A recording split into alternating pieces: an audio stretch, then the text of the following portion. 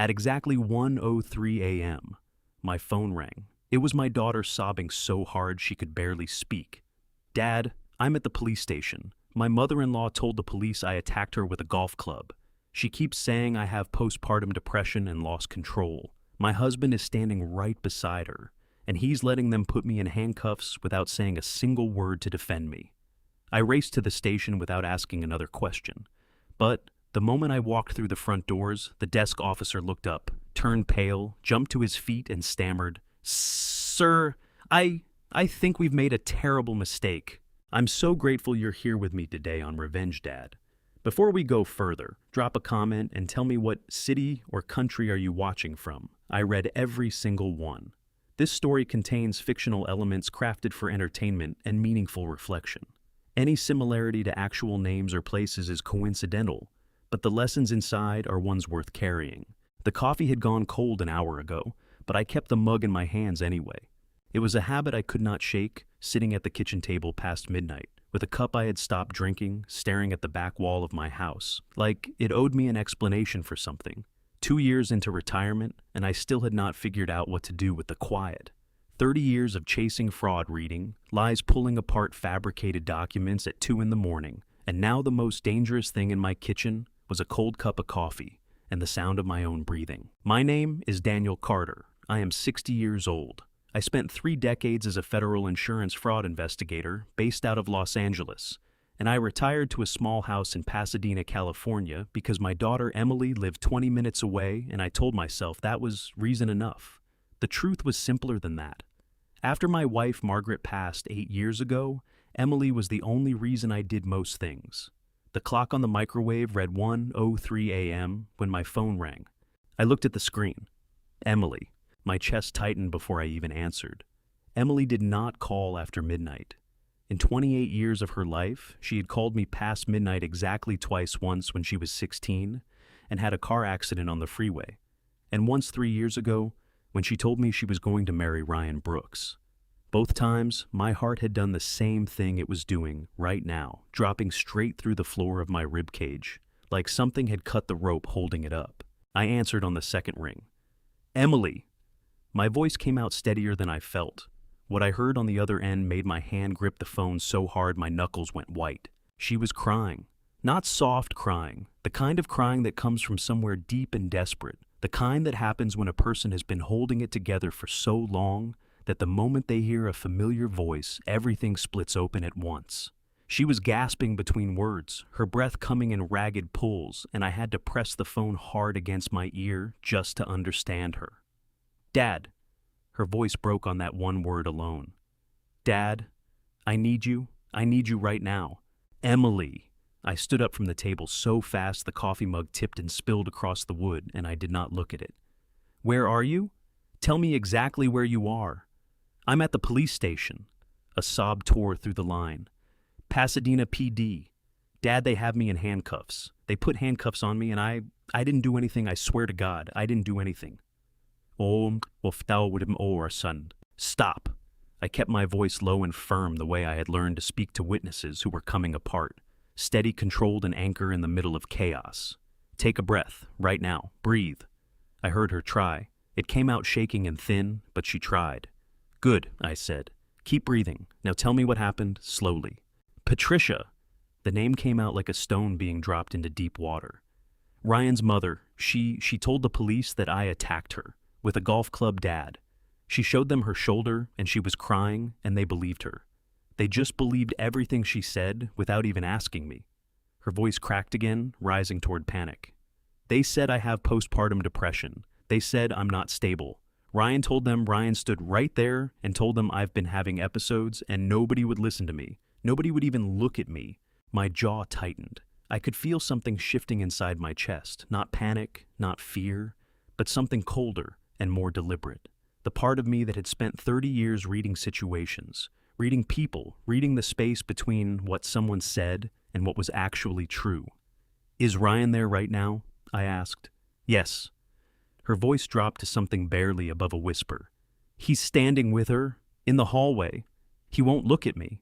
A husband who would not look at his wife while she sat in handcuffs in a police station. I filed that away. Listen to me very carefully, I said, and I was already moving toward the hallway, reaching for my jacket on the hook by the door. Do not sign anything. Not one single document, not a statement, not a release form, nothing. Do you understand me? Dad, they keep saying if I just cooperate. Emily! My voice came out sharp enough to cut through her spiraling. Do not sign anything. Tell them your attorney has advised you not to make any statements until he is present. Say those exact words. Can you do that? A pause, then quieter, yes. Good, I'm leaving right now. I pulled my jacket off the hook and shoved my arm through the sleeve. I will be there in 15 minutes. Do not talk to anyone. Do not let them move you to another room without asking for a lawyer first. Just sit still and wait for me. Dad? Her voice dropped so low, I almost missed it beneath the sound of her crying. They said I'm crazy.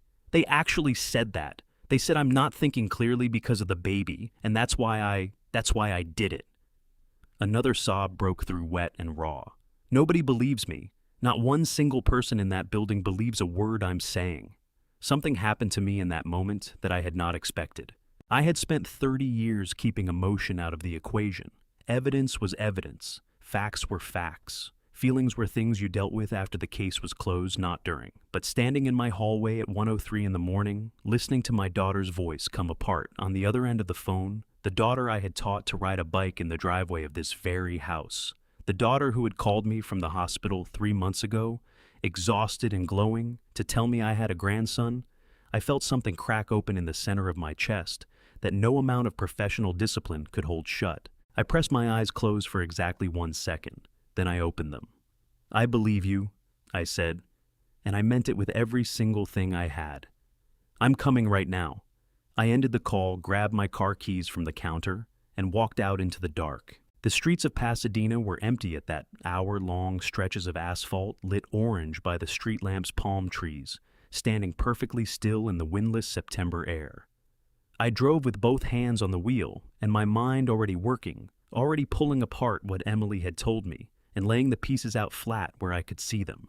A daughter-in-law accused of attacking her mother-in-law with a golf club, a husband who stood beside his mother and said nothing in his wife's defense, a police department that apparently accepted one side of a domestic dispute as fact within minutes of arrival, and a man who had spent 30 years watching people construct elaborate lies out of ordinary materials. I pressed the accelerator down and watched the speedometer climb. They had made a mistake tonight, whoever had set this in motion. They had assumed that Emily was alone. They had not accounted for who her father was, what he had spent 3 decades learning to do, or the fact that I had promised Margaret 8 years ago in a hospital room that smelled of antiseptic and quiet grief that I would always show up for our daughter. I intended to keep that promise. The lights of Pasadena PD came into view at the end of the block, fluorescent white, spilling out through the glass front doors into the dark parking lot. I pulled in, cut the engine, and sat still for exactly 3 seconds, long enough to make sure the part of me that wanted to walk in there and tear the building apart had stepped aside for the part of me that knew how to win. Then I got out of the car. The fluorescent lights inside Pasadena PD were the kind that made everyone look guilty. I had been in enough police stations over 30 years to know that was not an accident. The harsh white glare flattened out shadows, washed color from faces, made the ordinary look suspicious, and the suspicious look criminal. I pushed through the heavy glass doors and let the cold air conditioning hit me, and the first thing I saw was not Emily, not Patricia, not Ryan. It was the duty officer behind the front desk. He was a heavy-set man in his mid-40s, sandy hair going gray at the temples, a name tag that read Doyle in block letters pinned to his chest. And the moment I walked through those doors, Officer Hank Doyle did something that sent a quiet alarm straight through the center of my chest. He stood up. Not the casual straightening of a man acknowledging a visitor. He shot up from his chair like a current had passed through him, his hand knocking a pen off the desk, his eyes fixing on me with an expression that was 1 part startled and 2 parts something else entirely. Something I had seen on the faces of people who were waiting for bad news and had just watched it walk through the door. In 30 years of investigating fraud, I had learned that the first reaction a person could not control was always the most honest one. I held Doyle's gaze for exactly 2 seconds. Then I let my eyes move. To the right along the row of plastic chairs lining the waiting area, while Patricia Brooks, Ryan's mother. She was somewhere in her mid-50s, dressed in a blouse that was just slightly too neat for someone who claimed to have been attacked in her own home a few hours ago. Her right arm was cradled against her body, wrapped in a bandage from shoulder to elbow, and she was holding a crumpled tissue to her face and producing a steady stream of sobs that echoed off the linoleum floor with remarkable consistency. Remarkable because, in my experience, real crying was never that consistent. Real grief came in waves, it broke and steadied and broke again. What Patricia Brooks was doing looked more like a performance that had been rehearsed until the rough edges were smoothed away. Standing 2 feet to her left was Ryan, my son-in-law, the man my daughter had chosen. He was 33 years old, dark-haired, broad-shouldered, wearing a collared shirt with the sleeves rolled to the elbows, and he was staring at the floor with his arms crossed over his chest and his jaw set in a hard, deliberate line. He did not look at me when I walked in. He did not flinch, did not shift, did not show any of the things a man ought to show when his father-in-law walked into a police station where his wife was being held in handcuffs. What he showed instead was nothing, controlled, calculated nothing.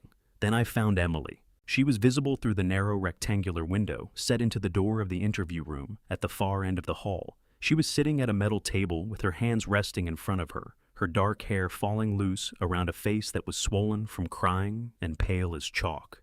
Even from 30 feet away, even through a pane of reinforced glass, I could see the red marks on her wrists where the cuffs had been angry lines against skin that was already bruised in ways I could not yet fully see. My throat tightened so hard it hurt. I breathed through it. I made myself breathe through it because falling apart in the lobby of Pasadena PD was not going to help my daughter. What was going to help my daughter was every single skill I had spent 3 decades building, starting right now. I walked to the front desk. "I'm Daniel Carter," I said, keeping my voice level and my hands flat on the counter. "Emily Carter is my daughter. I need to speak with whoever is handling this case, and I need to see the physical evidence that was logged tonight." Doyle had recovered his composure by then, but not completely. There was still something stiff and over-careful in the way he moved, the way he reached for his clipboard without quite meeting my eyes. "Sir, your daughter is currently being processed as part of an ongoing domestic incident," he said. "You're welcome to wait in the seating area, and someone will be with you shortly." "I'm not here to wait," I said. "I'm here to see the evidence." Doyle's jaw tightened. "The evidence is part of an active investigation." "Then show me the active investigation's logged physical evidence, because that is standard procedure in the state of California for any family member requesting transparency in a domestic case." I kept my voice completely flat, not aggressive, just precise. "The golf club, I want to see it." Something moved behind Doyle's eyes, a flicker there, and gone. He glanced toward Patricia. It was a small glance, barely half a second, but it was enough. I filed it away. Doyle set the clipboard down and led me to the evidence table along the side wall where the logged items from the scene had been bagged and tagged. He gestured to a clear plastic bag containing a standard graphite golf club, a 7-iron, by the look of the head, and took a step back. I leaned in. I did not touch the bag. I did not need to. What I needed to do was look, and looking was something I was very good at. The club was clean. Not just clean, immaculate. The graphite shaft had no scuffs. The rubber grip showed no stress marks. And the head, a cast metal iron with a flat face and sharp beveled edges, had nothing on it. No blood. No hair, no transfer of fabric fibers, no microabrasions from contact with human tissue or bone. I had seen what a golf club looked like after it struck someone with enough force to cause the kind of bruising Patricia Brooks was displaying on her shoulder. I had seen it in 3 separate insurance fraud cases over the years, cases where injury claims turned out to be fabricated cases, where I had sat across from people just like Patricia and watched their stories unravel, thread by thread. A golf club that had struck a human shoulder hard enough to bruise did not look like this. It did not look like it had just come out of a sporting goods display case. I straightened up. My lower back ached from the angle 60 years old, and spending nights bent over evidence tables, but I kept my face neutral. "I need to see her injury," I said. Doyle blinked. "Excuse me, Patricia Brooks. I need a physician to examine her injury tonight here, before any further statements are recorded." I turned to face him directly. "That is a reasonable and standard request under California Penal Code 836, which requires law enforcement to take reasonable steps to determine the nature and extent of injuries in a reported domestic violence incident. Both parties. Doyle's face went through several expressions in quick succession: annoyance, calculation, and something that looked uncomfortably close to fear before he locked it back down. "Sir, the alleged victim has already been assessed." "By whom?" I asked. "Because I don't see a medical professional in this building. I see a bandage that was applied before she arrived. I want a doctor. Tonight." Across the room, Patricia had stopped producing her steady stream of sobs. I caught it in my peripheral vision the exact moment her performance paused. She was looking at me now, not with the wide, wet eyes of a frightened woman, with something much more focused than that. It was the kind of look I had seen before on people who were very good at what they did and had just realized they were in the room with someone equally good. Before Doyle could respond, footsteps came down the hall from the left. A man in plain clothes, dark slacks, a department jacket, the particular kind of bone-deep tired that came from a midnight shift, rather than the kind that came from staying up late, rounded the corner and stopped when he saw me at the evidence table. He was Latino mid-40s with close-cropped hair and sharp dark eyes that took in the room with the automatic efficiency of someone who read situations for a living. "What's going on over here?" he said, looking between me and Doyle. "Detective Delgado." Doyle started to answer, but I spoke first. "My name is Daniel Carter. My daughter is Emily Carter, currently detained in your interview room. I am a retired federal insurance fraud investigator with 30 years on the job, and I have just identified what appears to be a significant inconsistency between the physical evidence logged tonight and the injury being claimed by the reporting party."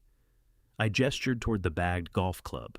"I am requesting that a physician be brought in to examine both women before this investigation goes any further." Frank Delgado looked at the evidence bag. Then he looked at me. "You said federal investigator," he said. "Retired," I said. "But I haven't forgotten what a staged crime scene looks like." Delgado held my gaze for a long moment. Then he pulled out his radio. "Get me Dr. Walsh from Huntington on the line," he said into it. "Tell her we need a medical assessment at the station, tonight."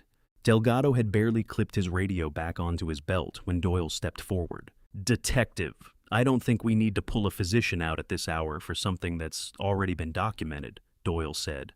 His voice had taken on a careful, measured quality, the tone of a man choosing his words the way a person chose their steps crossing a frozen lake. "We have the complainant's statement, we have the physical evidence, and we have a corroborating witness. The situation is fairly clear-cut." Delgado looked at him. "You just heard the man say the golf club is clean. With respect, he's not an officer of this department."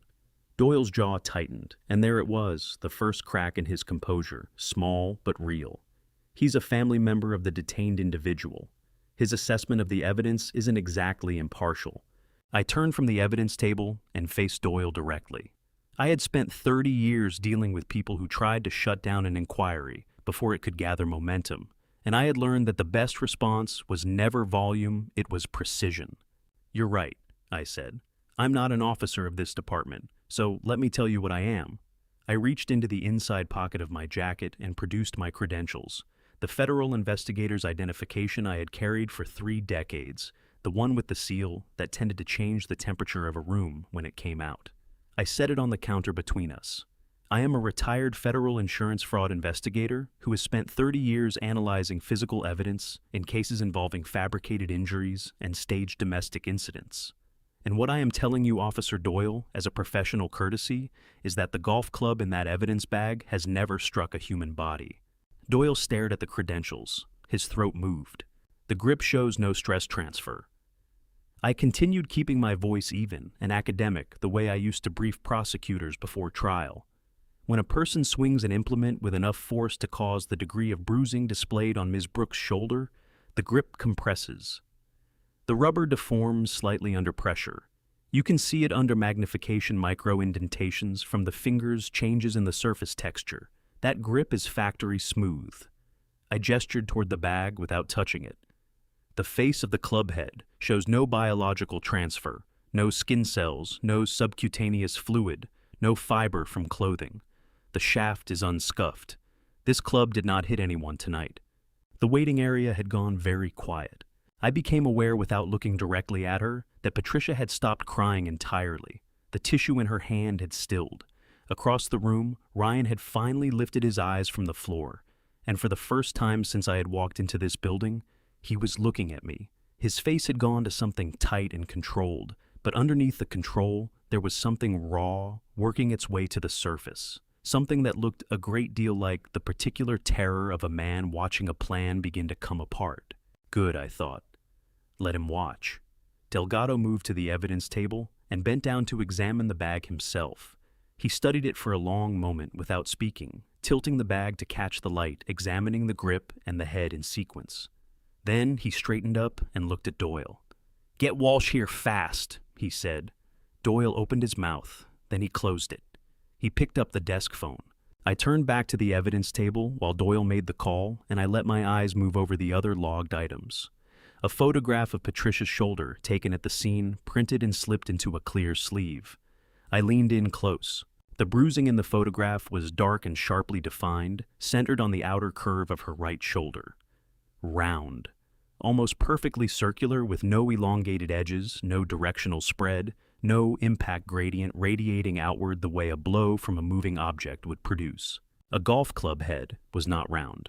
It was rectangular, beveled on the face, angular at the edges. An impact from a golf club produced a bruise with a characteristic shape, a central point of maximum force with elongated pressure marks spreading from the edges of the club face. What I was looking at in this photograph was not that. What I was looking at was the kind of mark that came from something round and compact, a ball, a rounded stone, or something deliberately shaped to produce a specific result. My mind was already building the picture. I did not like what I was seeing in it. "You've been doing this a long time." Delgado's voice came from just over my left shoulder. I had not heard him approach. The man moved quietly for someone his size. "Long enough," I said. "You said staged domestic incidents." He kept his voice low beneath the level where Doyle could catch it from the desk. "How many of those have you worked?" 11 confirmed over my career, 3 that I suspected but couldn't prove. I straightened up and looked at him directly. The evidence signature in a staged incident is different from a genuine one. Genuine violence is messy, it's imprecise. Things get knocked over. There are multiple points of contact. The physical story is complicated because real violence doesn't choreograph itself. I looked toward the evidence bag. This is clean. Everything about this scene is clean. That takes planning. Delgado studied me for a moment. He had the eyes of someone who had learned to take the measure of people quickly and accurately, and I could see him doing exactly that right now. "Your daughter," he said carefully. "You're obviously not a disinterested party here." "No," I agreed. "I'm not, and everything I'm telling you is independently verifiable through the physical evidence alone, which means you don't have to take my word for any of it. You just have to look." I held his gaze. "Look at the club. Look at the photograph. Tell me what you see." Delgado looked toward the evidence table. He was quiet for a moment that stretched long enough to feel significant. Then he said, "The bruise shape is wrong for the implement." "Yes," I said, "it is." Something shifted in the room. After that, something subtle but real, a change in the balance of who was driving the momentum of the evening. Delgado pulled a small notebook from his jacket pocket and uncapped a pen. The gesture meant something in a police station. It meant someone had decided to start paying attention. Across the room, Ryan had moved. Not much. He had shifted his weight from one foot to the other, turned his body very slightly toward the hall that led away from the waiting area. A micro-movement almost imperceptible, the kind of thing a person did when the exit had suddenly become relevant to their thinking. I let him see me notice it. Ryan's jaw clenched. He looked away, not back to the floor this time, but toward his mother.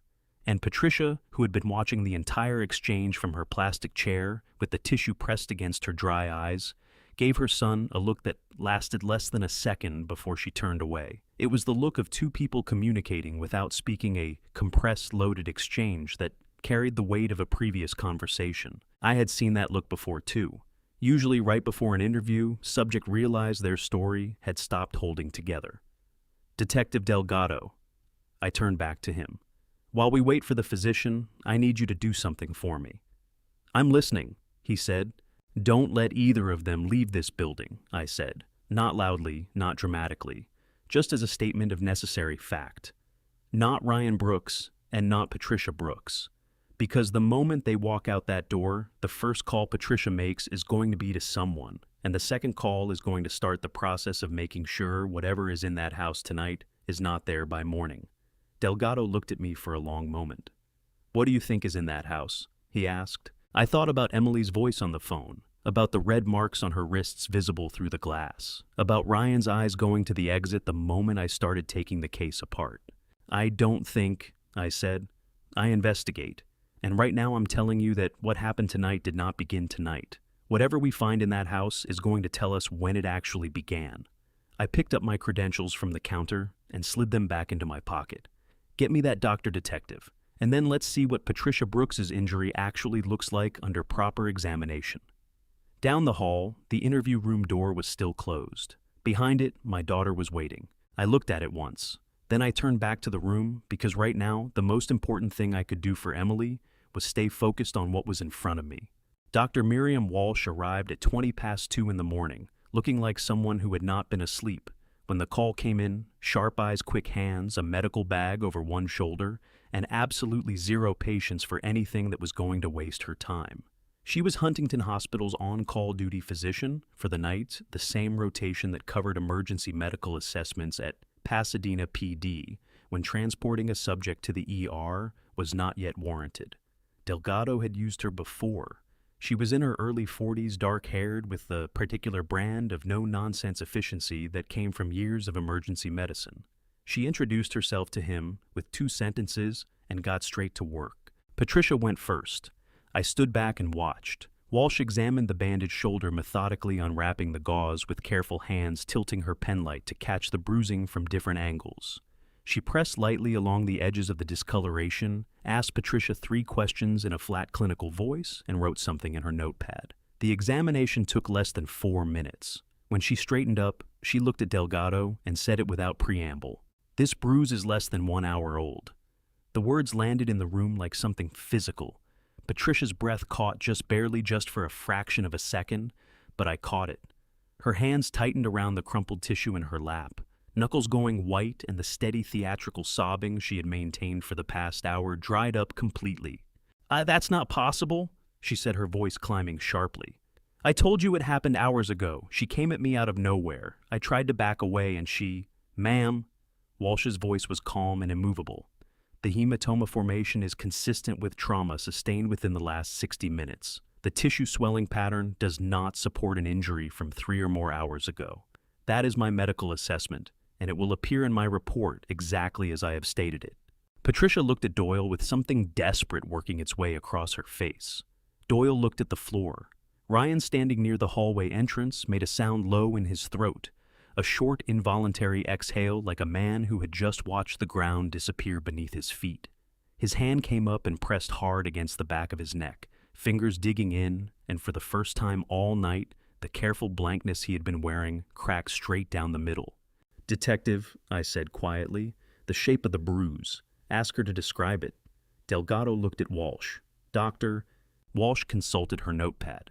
The contusion presents as circular, approximately 4 centimeters in diameter, with uniform pressure distribution across the entire surface. She paused. The injury pattern is not consistent with impact from a golf club. A club face produces a directional bruise elongated with a pressure gradient. What I'm looking at is consistent with a compact, rounded object, applied with direct and deliberate force. The room was so quiet I could hear the fluorescent lights humming above us. She did this to herself, I said, not loudly, not triumphantly, just as a fact that needed to be spoken out loud. Patricia shot to her feet. That is a lie! Her voice broke open, raw and furious now. No trace of the careful sobbing, just something ugly and exposed underneath. You are her father. You will say anything to protect her. She attacked me, and your precious daughter is mentally unstable, and everyone in this room knows. Sit down, Ms. Brooks. Delgado's voice came out hard and flat, and Patricia sat. Walsh was already moving toward the interview room. I followed. Through the door, Emily looked up, and the moment she saw Dr. Walsh and me behind her, something collapsed in her face. The rigid, desperate control she had been holding for hours gave way all at once, and her eyes flooded and spilled over, and she pressed both cuffed hands against her mouth and made a sound that hit me somewhere below the sternum and just stayed there, burning. It's okay, I said, and my voice came out rougher than I intended. I'm here. I'm right here. Walsh examined Emily's wrists with the same careful thoroughness she had brought to Patricia. But this time, she did not straighten up quickly. She took her time. She used the penlight twice. She asked Emily to turn her arms over, and she looked at both sides, and when she finally stood up and turned to face me, something in her expression had shifted. "Mr. Carter," she said, "these injuries are not from tonight." My throat tightened until it ached. The bruising on both wrists shows multiple stages of healing. Walsh continued, her voice careful and precise and furious in a way she was professionally containing. "The older marks are yellowing, consistent with trauma from 2 to 3 weeks ago. There are fresher layers on top. This has been happening repeatedly over an extended period of time." Emily made a broken sound beside me, somewhere between a sob and a gasp, and I reached over and covered her hands with mine, handcuffs and all, and held on. "How long?" I asked Walsh. My voice was steady. My hands were not. "Weeks," she said. "Minimum?" Walsh stepped out of the interview room to file her preliminary report, and for the first time all night, I was alone with my daughter. Emily was shaking. Not the dramatic, performative trembling Patricia had displayed in the waiting area.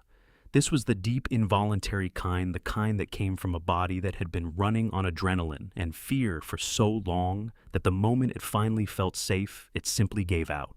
Her shoulders moved in uneven jerks. Her breath kept catching halfway through each exhale, like her lungs had forgotten the rhythm.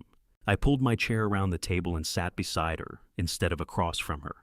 "Tell me," I said. "Everything, from the beginning." Emily pressed her lips together hard, fighting back another wave of tears. Then she started talking. "It started about 6 weeks ago," she said, her voice barely above a whisper. "After the baby came home from the hospital, Patricia said she wanted to help. She moved into the guest room, and I was so tired, Dad. I was so exhausted that I let her." She swallowed hard. "The first week she took my phone. She said the notifications were disrupting my sleep. Ryan backed her up. He said I needed to rest." My jaw tightened. I kept my face still. Then she started locking the bedroom door. Emily continued. Her voice cracked on the words, and she stopped pressing her cuffed hands against her sternum, like she was trying to hold something together inside her chest. From the outside, she put something on the door. I could hear it, this heavy clicking sound, every night after Ryan left for work.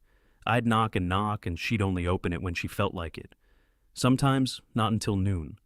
"Did Ryan know?" I asked. Emily let out a sound that was halfway between a laugh and a sob, sharp and broken and devastated. "He installed it, Dad. He put the lock on himself. I watched him do it, and when I asked him why, he told me it was for my own safety, that I'd been sleepwalking." Her eyes flooded again, spilling over. "I have never sleepwalked in my life." Something moved through me that I did not have a clean name for. It was not anger. Anger was too simple, too hot. This was colder than that, more deliberate. "At the phone," I said, "did you have any other way to contact anyone?" "I had an old one, from 3 years ago." She wiped her face with the back of her hand, the handcuff chain catching the light. "I hid it under the baby's mattress with the charger. I took pictures of my wrists every few days because I knew that if I ever got out, no one would believe me without proof." Her chin trembled violently. "I tried to send messages to you, but the Wi-Fi in the bedroom kept dropping. Patricia must have done something to the router. I thought about the lock on the bedroom door, the dead Wi-Fi, the systematic isolation, and I thought about a 28-year-old woman, 3 weeks postpartum, alone in a locked room with a newborn, methodically photographing her own injuries, because she understood that her word alone would not be enough. My daughter had kept her head when most people would have shattered completely. "There's something else." Emily's voice dropped so low I had to lean forward. Her eyes cut to the small window in the door, checking the automatic vigilance of someone who had spent weeks watching for footsteps on the other side. 2 weeks ago, I found papers on Ryan's desk. I didn't understand all of it, but I saw my name and the baby's name and words like guardianship and incapacitated, and I took pictures of those too. She looked at me, and the expression on her face, not helpless, not defeated, but urgent and frightened and fiercely determined, all at once made my chest clench so hard I had to breathe through it. "They're on the phone, Dad, under the mattress. You have to get there before they do." I stood up. My knees ached, and my back was tight from hours of tension. But I stood up straight, and I looked at my daughter, and I said the only thing that mattered. Nobody is getting there before me. Emily's face crumpled. She pressed her forehead down against our joined hands, and her whole body shook with the force of crying that had been held back too long. Great heaving sobs that filled the small room and broke against the walls. I kept my hands under hers, and I did not move. Outside the door, I could hear Delgado's voice and the sound of the station continuing its business. But in this room, in this moment, I let my daughter cry, because she had earned it, and because what came next was going to require everything I had left. I stepped out of the interview room and nearly walked straight into a rolling stroller. A young officer was pushing it through the waiting area with the careful, slightly panicked expression of someone who had never handled an infant and was deeply aware of that fact. Inside the stroller, Emily's son was crying, the full-throated, red-faced crying of a 3-month-old who was hungry and overstimulated and wanted someone familiar, and not a single person in Pasadena PD that night was familiar to him. I reached in and picked him up before I had consciously decided to do it. He was so small. I had forgotten how small they were at this age, the whole weight of him barely filling my 2 hands, his head fitting into the curve of my palm, the way Emily's had 30 years ago, in a different hospital, in a different life, when Margaret was still alive, and everything that was going to happen had not happened yet. He was still crying, fists clenched tight against his chest, face scrunched and furious at the world for being so large and so loud and so entirely wrong tonight.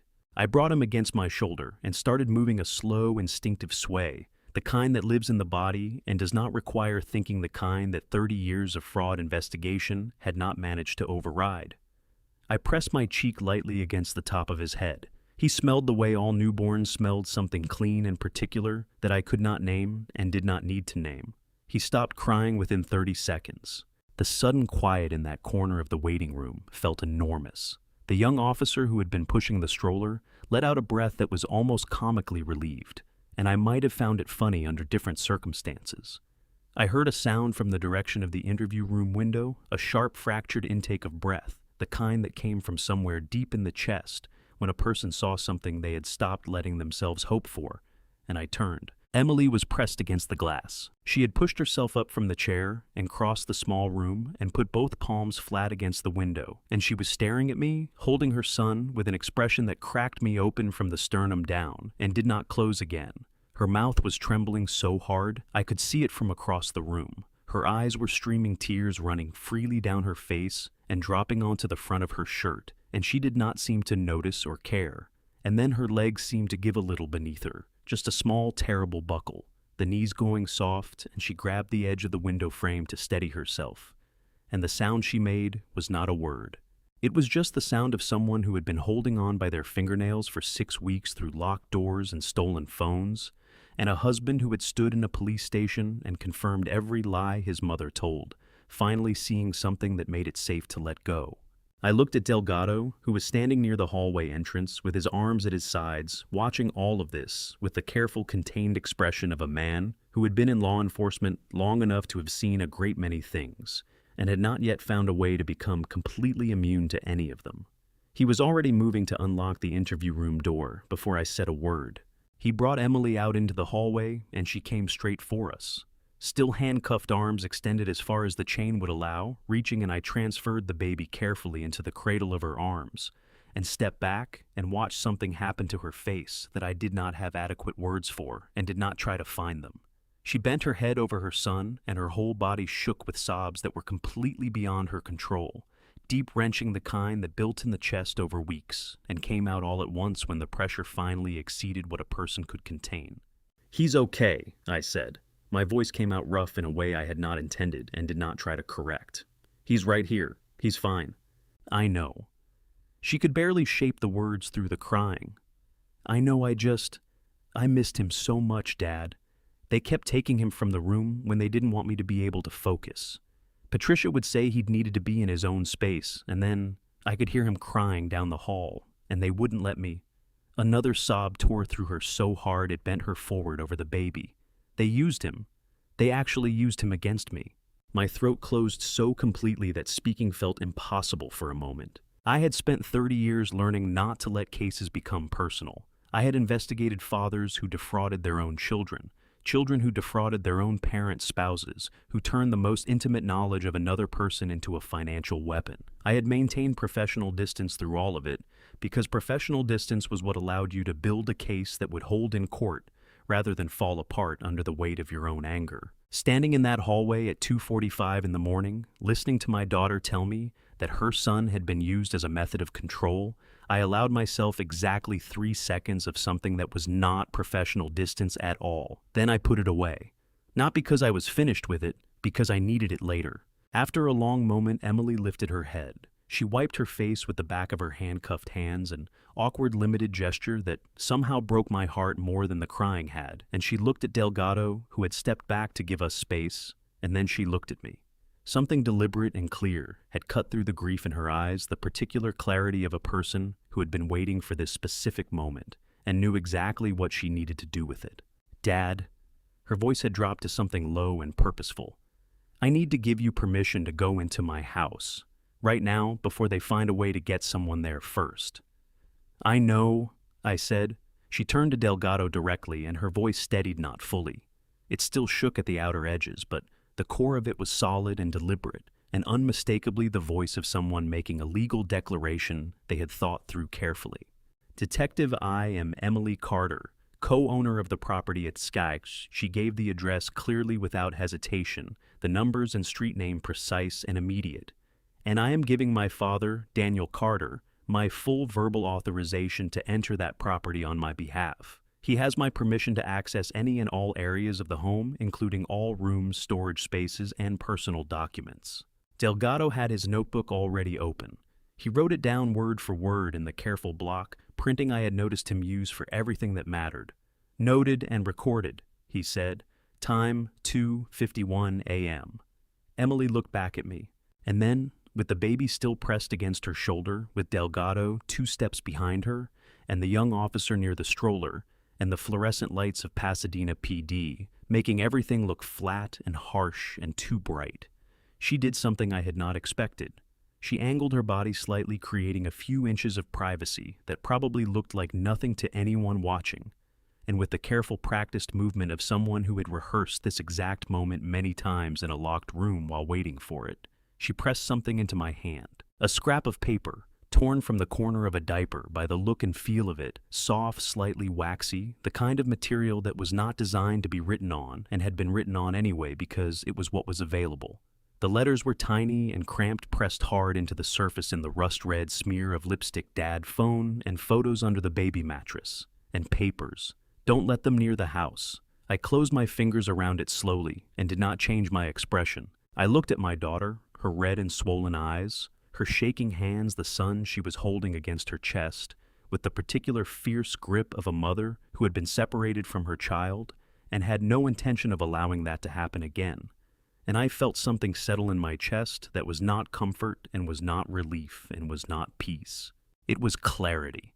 The specific, cold, absolute clarity of a man who had spent 30 years learning exactly how to take things apart, looking at a situation and understanding for the first time the full shape of what he was dealing with and exactly what he intended to do about it. "Nobody's getting near that house," I said.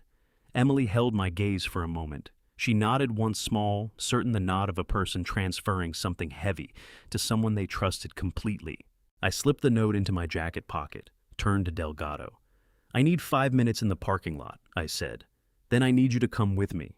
The parking lot of Pasadena PD at 3 in the morning was empty and cold, the kind of dry September cold that came off the San Gabriel Mountains and settled into the asphalt after midnight.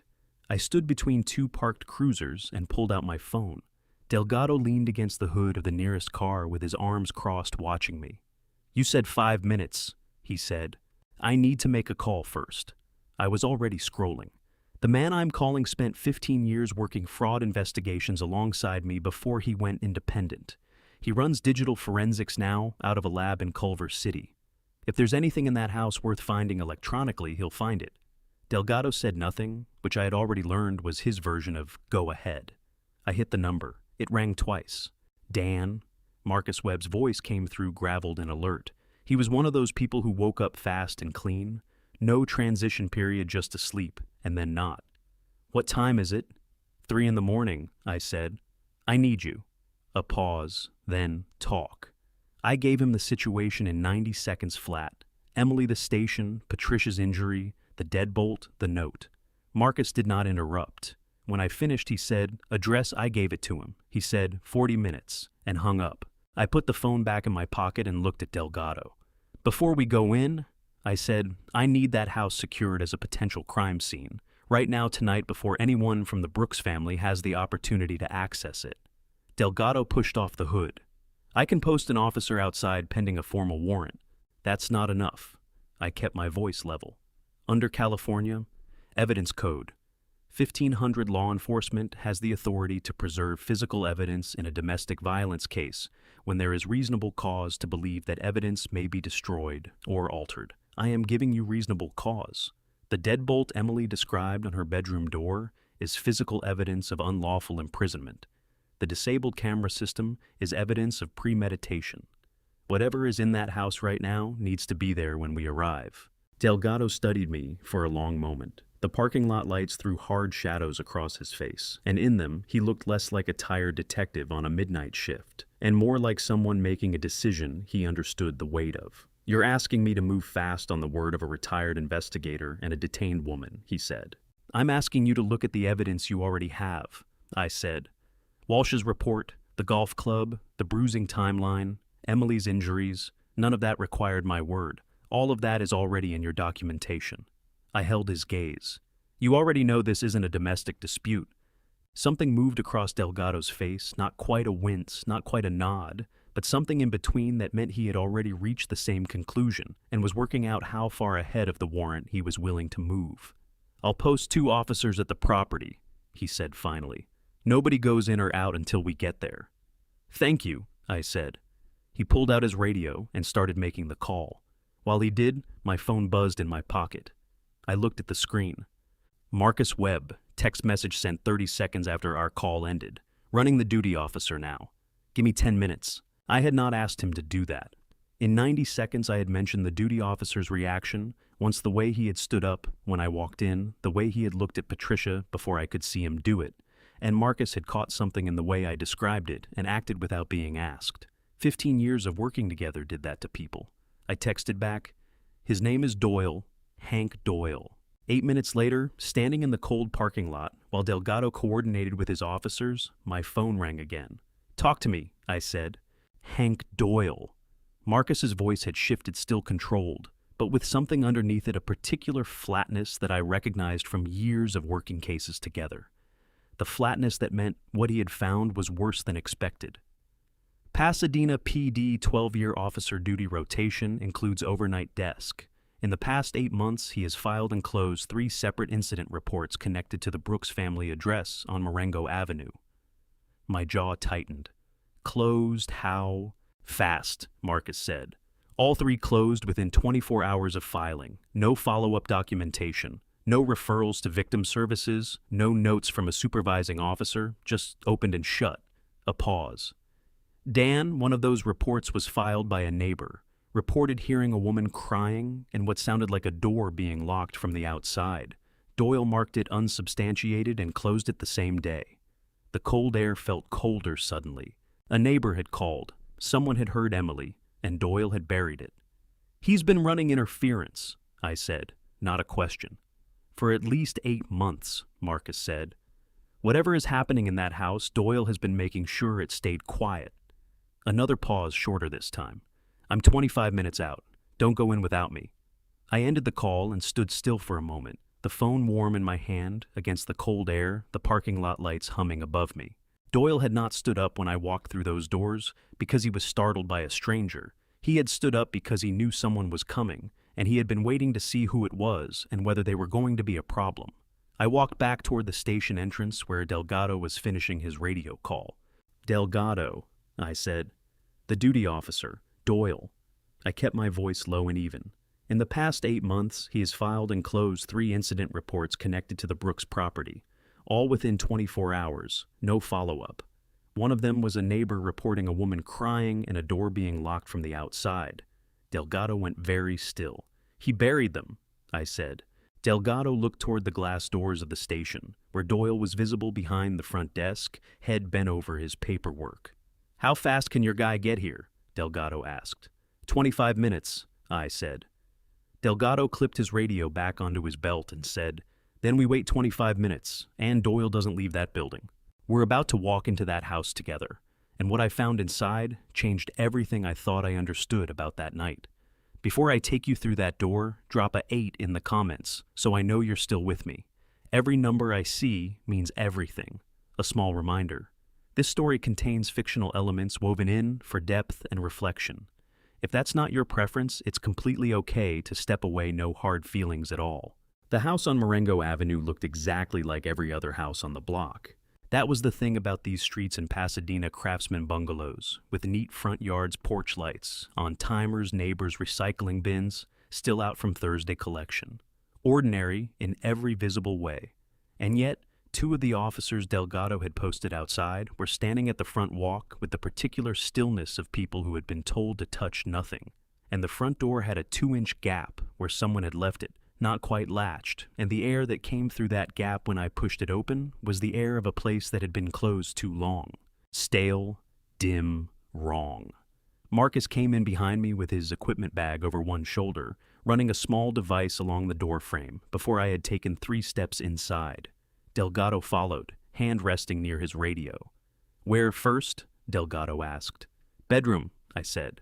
The hallway was carpeted. Our footsteps muffled the only sound, the refrigerator humming distantly from the kitchen. I moved toward the back of the house where the primary bedroom was, and I stopped when I reached the door. On the outside of the door frame at handle height, a heavy-duty sliding bolt had been mounted directly into the wood. The screws were bright and unweathered, installed recently within the past few weeks. The bolt itself was thick steel, the kind used on exterior gates or storage units, not interior bedroom doors. Not designed to keep people out. Designed to keep someone in. My hand came up and touched the bolt without thinking, and I pulled it back immediately. Evidence, but the cold of the metal had already registered against my fingertips, and something moved through my chest that took a moment to identify as pure, clean fury. "That's new," Delgado said quietly from just behind my shoulder. "He installed it himself," I said. Emily watched him do it. Delgado photographed it without being asked. I moved to the living room, where the baby's things were the portable crib, the diaper bag, the small side table with the changing pad. The stroller was gone, taken to the station with the baby. The bassinet sat against the far wall, its mattress slightly askew from where Emily had last lifted it. I lifted it the rest of the way. Underneath, wrapped in a cloth diaper and secured with a rubber band, was a phone. I did not touch it with my bare hands. I used the cloth itself as a barrier, unwrapping it carefully, tilting the phone to check the screen. I held it up so Delgado could see the screen. "Evidence bag," I said. Delgado produced one. The phone went in. 11% battery, I said. She powered it down to preserve whatever was left. This has been sitting here for weeks. I looked at Delgado. She planned this. While she was locked in that room alone with a newborn, she planned this. Delgado's jaw tightened. He looked at the bolt on the bedroom door, then back at the phone in the evidence bag, and something in his expression shifted the last trace of professional detachment, giving way to something more personal and more honest. "Marcus," I called. Marcus had set up at the router panel in the hallway, his laptop open, cables running. He looked up. "What have you got?" I asked. Router was never fully offline, he said. It dropped for exactly 12 minutes, 11:41 to 11:53 p.m. Someone manually disconnected and reconnected it. He turned the laptop toward me. "But there's a device on this network that kept transmitting the entire time. Through the outage, through everything." He tapped the screen. "It's still active right now." I leaned in and read the device name on the list. Nestcam-Baby, Monitor-03. My heart rate did something I did not acknowledge out loud. "The baby monitor," I said. "Camera built into it," Marcus said. "Factory default setting, automatic cloud backup whenever it detects motion, regardless of local network status." He looked at me steadily. "Dan, it was running all night. Whatever happened in this house, it backed up to a cloud server, and I can get to it." I straightened up. My back ached. My eyes burned from hours without sleep. Outside, the first gray suggestion of dawn was beginning to show at the edges of the curtains. "Get to it," I said. The kitchen trash was overflowing. It was the kind of detail that told a story on its own, a household where someone had stopped caring about the ordinary maintenance of living, or more precisely where someone had been too busy managing a much larger operation to bother with the small ones. Fast food wrappers on the counter, an empty wine bottle on its side near the sink, and the trash bin pushed into the corner beneath the cabinet lid, propped open by the volume of what was inside. I pulled on a pair of latex gloves from the kit Delgado carried and started going through it. Most of it was what it looked like food waste packaging receipts, but near the bottom, beneath a layer of coffee grounds that stained my gloves, dark brown, I found paper, shredded paper, not run through a machine torn by hand in strips that were uneven and rushed the way a person destroyed something when they needed it gone quickly and did not have time to do it properly. I carried the pieces to the kitchen island and spread them out under the overhead light. Delgado leaned in beside me. "How long is this going to take?" "As long as it takes," I said. It took 11 minutes. 3 documents emerged from the torn pieces reconstructed in strips across the granite countertop. The first was a petition for sole custody of a minor child naming Ryan Brooks as the sole proposed guardian. Attached to it was a psychological evaluation form, not filled out by a licensed clinician. The formatting was wrong. The license number in the header did not match any standard California Board of Psychology format I had ever seen, declaring Emily Carter mentally incapacitated and unable to provide appropriate care for an infant. The second was a durable power of attorney. Emily's name was typed at the top as the granting party. The signature at the bottom was wrong. I had seen Emily's signature on her wedding announcement card on the birthday card she had sent me 6 months ago. The loops were too small. The pressure was uneven. Someone had practiced it and gotten it close, but not close enough. The third was a handwritten list: property address, bank account numbers, investment account numbers, each one followed by a check mark in red pen. A checklist.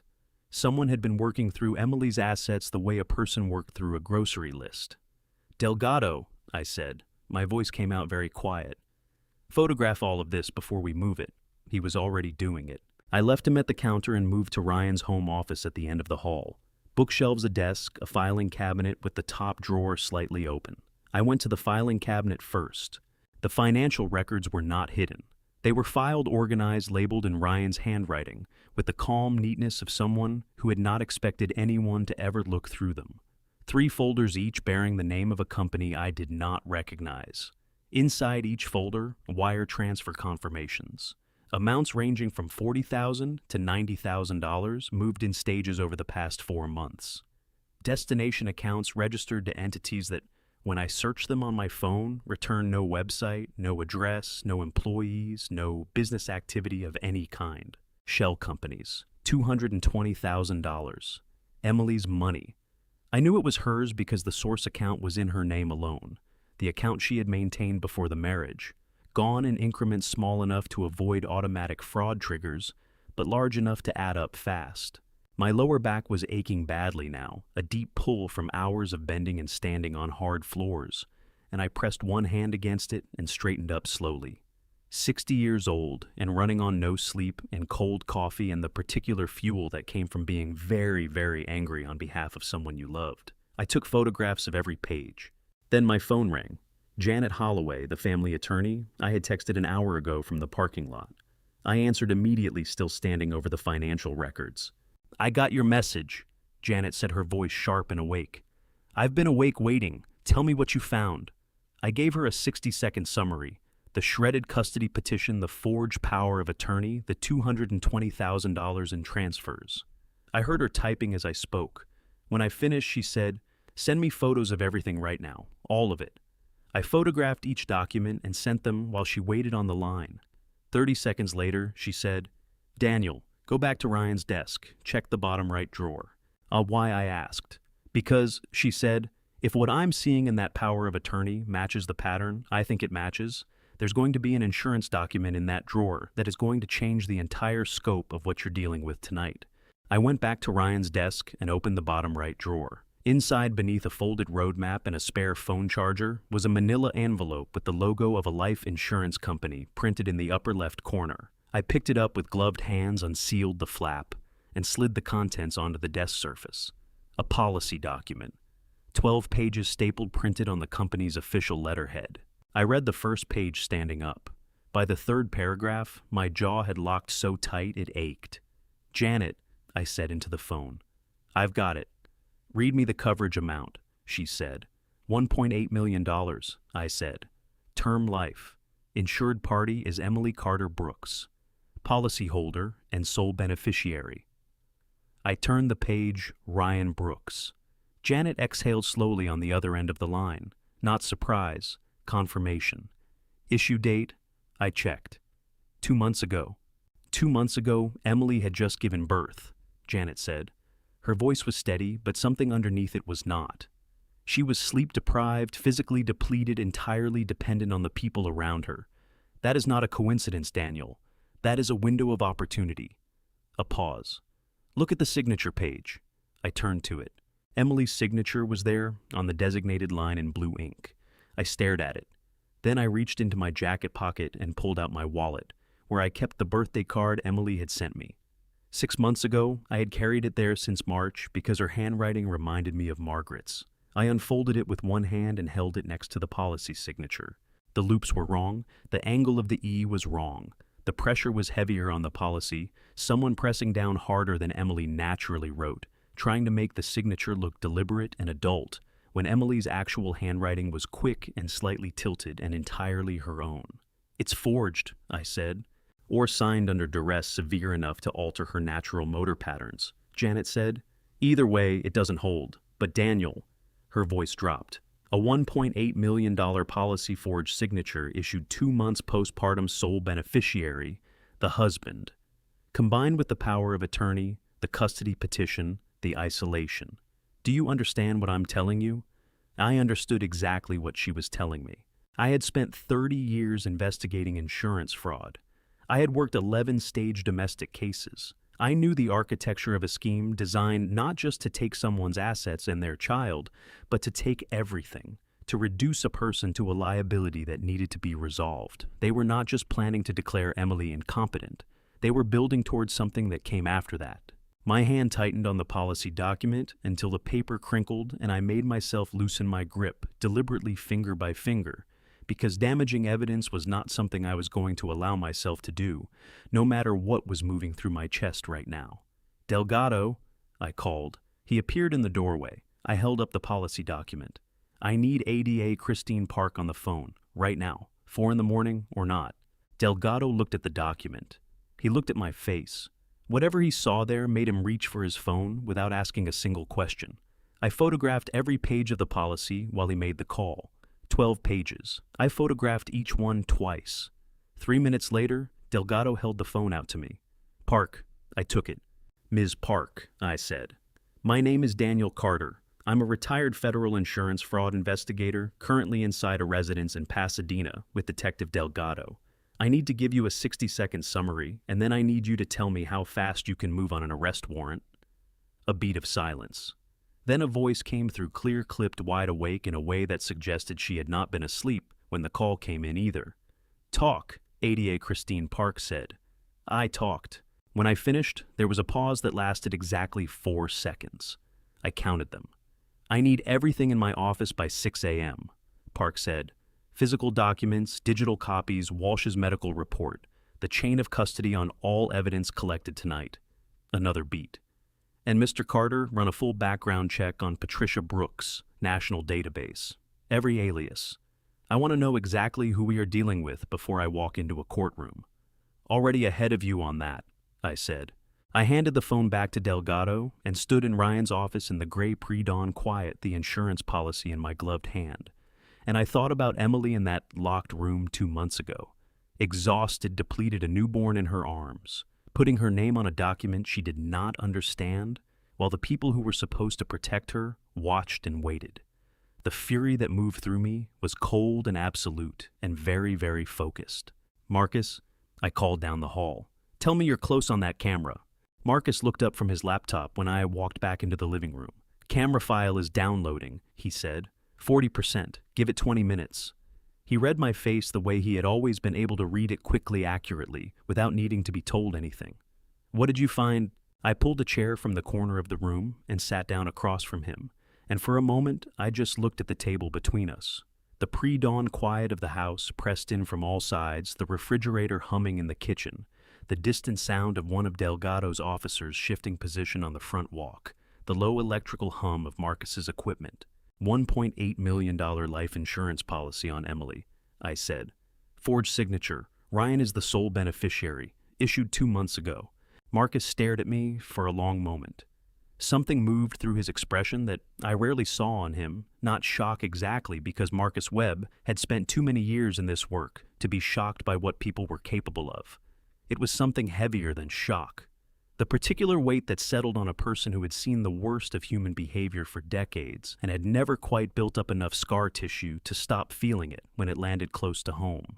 He and I had worked together for 15 years. He had come to Emily's christening. He had sent flowers when Margaret died. She has a baby, he said. His voice was very quiet. 3 months old, I said. Run Patricia Brooks, full national search. Every alias, every prior address, every civil and criminal record you can pull. Ada Park asked for it, and so do I. Marcus looked at me for one more second. Then he turned back to the keyboard. His fingers moved fast, the particular rapid, efficient movement of someone who had done this thousands of times, and no longer needed to think about the mechanics of it, only the results.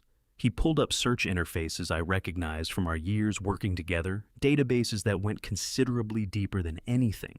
A standard background check accessed the kind of systems that cross-referenced identity documents against financial records, against court filings, against property registrations in a way that made it very difficult for a person to successfully be someone other than who they actually were.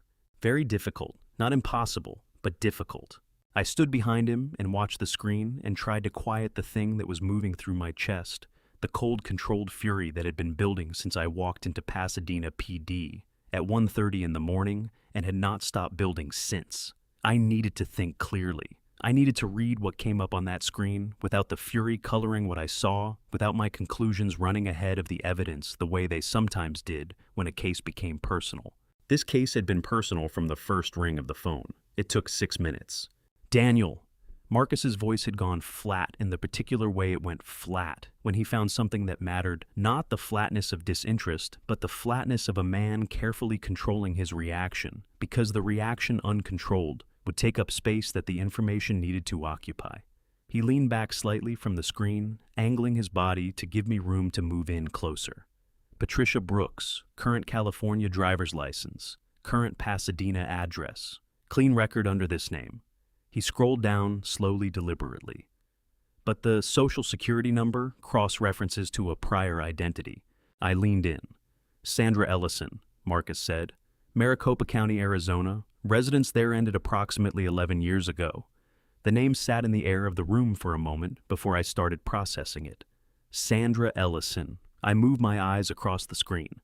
Reading in the order, the information appeared the way I had trained myself to do decades ago, absorbing first, concluding second, never the other way around. Under Sandra Ellison. Marcus continued keeping his voice careful and measured the voice of a man reading a report rather than a man who had just found something that made his stomach drop. There are 2 civil investigation records in Arizona, both involving property disputes within a family unit, both involving a younger woman, in one case a daughter-in-law, in the other a domestic partner of her son. He paused, his finger resting on the trackpad without clicking. Both women reported symptoms consistent with what Emily described. Isolation, restricted access to communication, psychological pressure documented by third parties. I straightened up slightly and pressed one hand against the kitchen doorframe to steady myself. Not because my legs were weak, because I needed something solid under my palm while I absorbed what I was hearing. What happened to the cases? I asked. Closed, Marcus said. Insufficient evidence both times. He scrolled further slowly like a person moving through a crime scene who understood that the pace of observation mattered. The daughter-in-law from the first case, her name was Diane Mercer, 31 years old at the time. After the case closed against Sandra Ellison, Diane Mercer filed a change of address with the DMV. He stopped scrolling, and then nothing. No tax filings under that name. No utility accounts, no lease agreements, no medical records, no employment history. He turned to look at me directly. She essentially stopped existing on paper. The pre-dawn light coming through the curtains had shifted in the time since we had entered this house, from the flat gray of deep night to something pale and thin and tentative, the earliest suggestion of a California morning pushing itself into existence entirely indifferent to what had happened inside these walls during the hours it had been absent. "She ran," I said. "She ran," Marcus agreed. "And she ran well enough that I can't find her in 20 minutes with the tools I have here. But she's out there somewhere." He looked back at the screen, and the muscle in his jaw moved. "There's one more thing." I waited. "The sun," Marcus said. He said it carefully with the particular deliberateness of someone who understood that what came next was going to change the shape of everything. Patricia's son from the Arizona records. His name at the time was Ryan Ellison.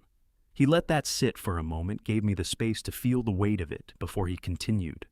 He was 16 years old when the first civil investigation was opened against his mother, 17 when it closed. He appears in the case records as a juvenile adjacency present in the household, interviewed once records sealed under Arizona juvenile privacy statute. Marcus looked at me steadily. He changed his surname to Brooks when he turned 18, the same year that Patricia legally changed her name from Ellison to Brooks and relocated from Arizona to California. The room felt very quiet in a way that had nothing to do with sound. I thought about Ryan standing in the police station, with his arms crossed over his chest and his eyes fixed on the floor, the careful blankness of a man who had practiced not showing things. I thought about the bolt on the bedroom door, the heavy steel sliding bolt installed with clean, precise screws, mounted at exactly the right height, the work of hands that knew what they were doing and had thought about what they were doing before they did it. I thought about the insurance policy in the labeled folder in the organized filing cabinet, stored between a car registration and a home warranty document, as though it were a routine household expense rather than the cornerstone of a plan that had been years in the construction. Ryan had not been pulled into this by a domineering mother operating outside his understanding. Ryan had been 16 years old when Patricia ran her first version of this. He had been in that house in Arizona. He had watched it unfold from the inside, had watched his mother isolate a woman, document her instability, file civil paperwork work through the financial structures, and he had watched it come within a few procedural steps of succeeding before insufficient evidence closed the case and sent them looking for a cleaner approach the next time. He had not been a victim of his mother's influence. He had been a student of her methods, and when he was old enough, and when he had found Emily patient, trusting, hard-working Emily who loved him and had never once imagined that love could be a liability, he had applied everything 11 years of watching and thinking and refining had taught him. The shell companies were cleaner than anything Sandra Ellison had used in Arizona.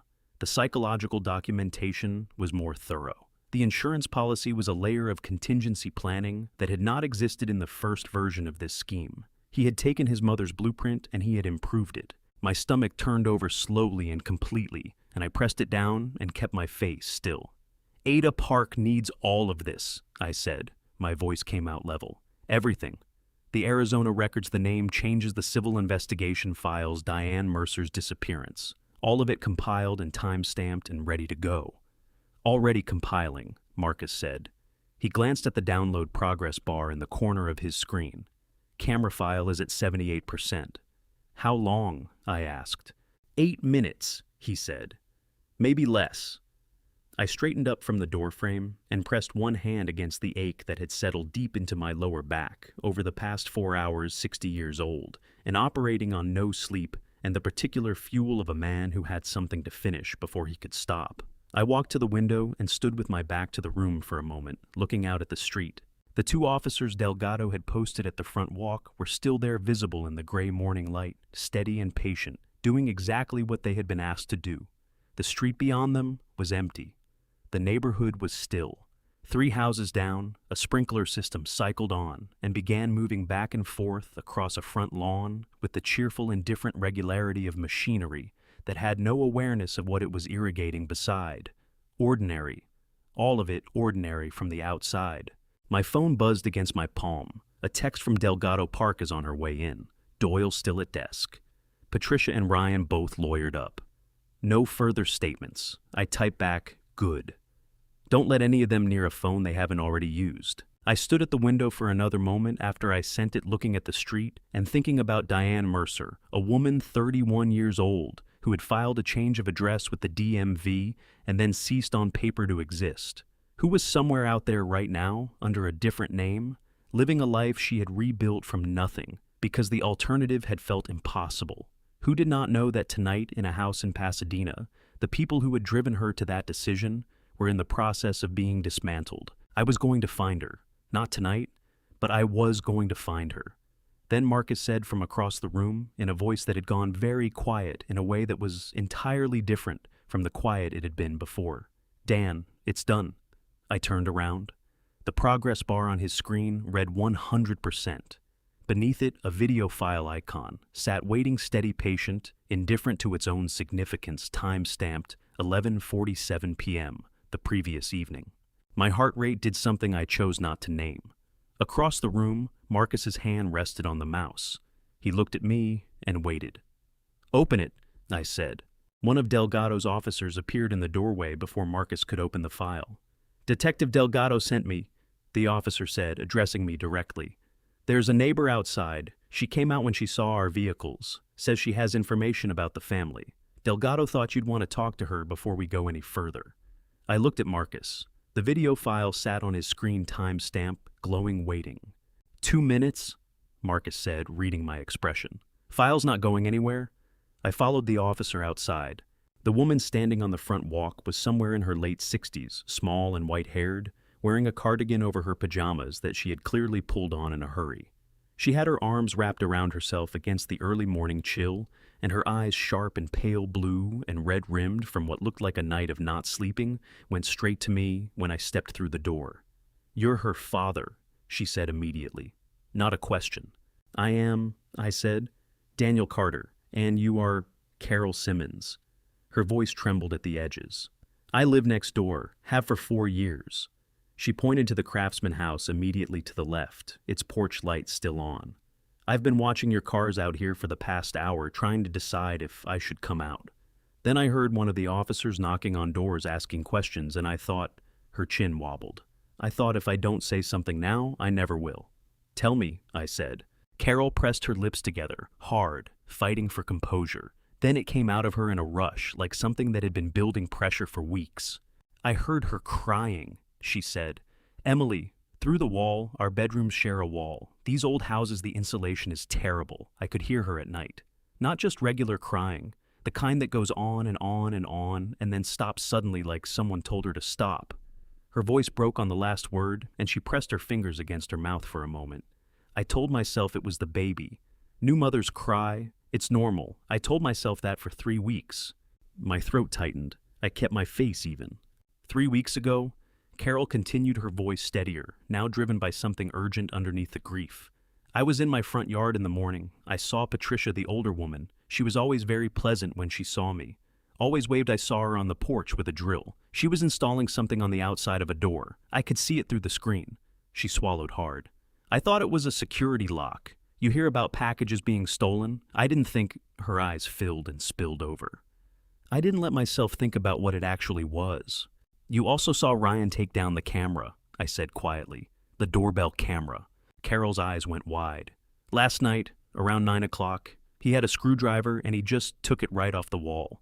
I was in my living room with the lights off watching television, and I saw him through the window." She wiped her face roughly with the back of her hand.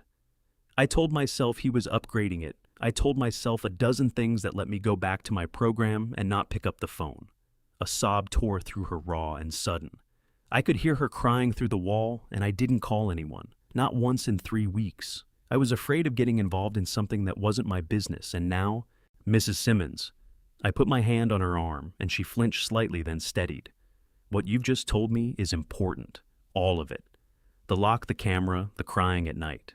That is exactly the kind of information we need." "Is she all right?"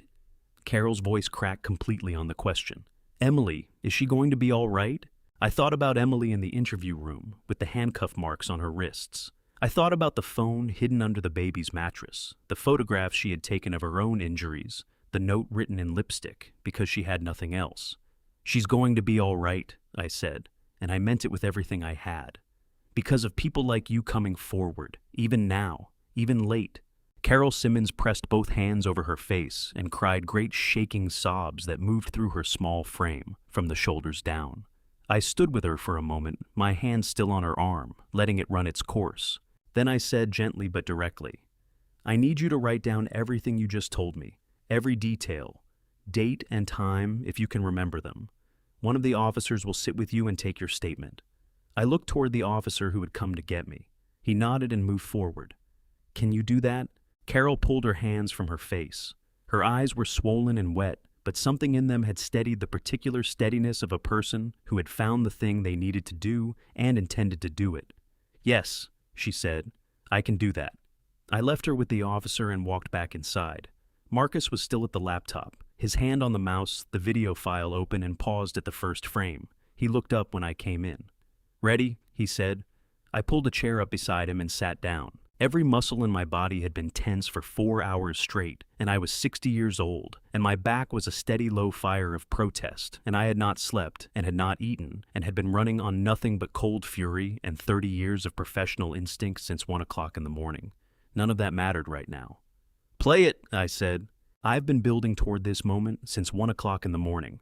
The video that exposed everything that answered every question I had been carrying through that longest night of my life. Before I show you what was on that screen, leave a reveal in the comments.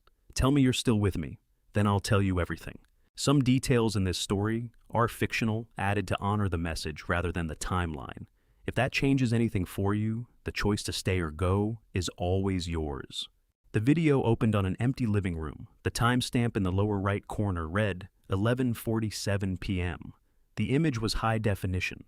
The Nest Cam unit had a wide-angle lens that captured the entire room in sharp, clear detail, the kind of clarity that left no room for interpretation or doubt. The bookshelf where the device sat was visible at the edge of the frame, the small camera eye disguised behind the decorative frame, housing exactly as Marcus had described it. For 11 seconds, nothing moved. Then Patricia walked in. She came from the hallway moving quickly and without hesitation, the way a person moved when they had rehearsed something enough, times that the body no longer needed the mind to direct it.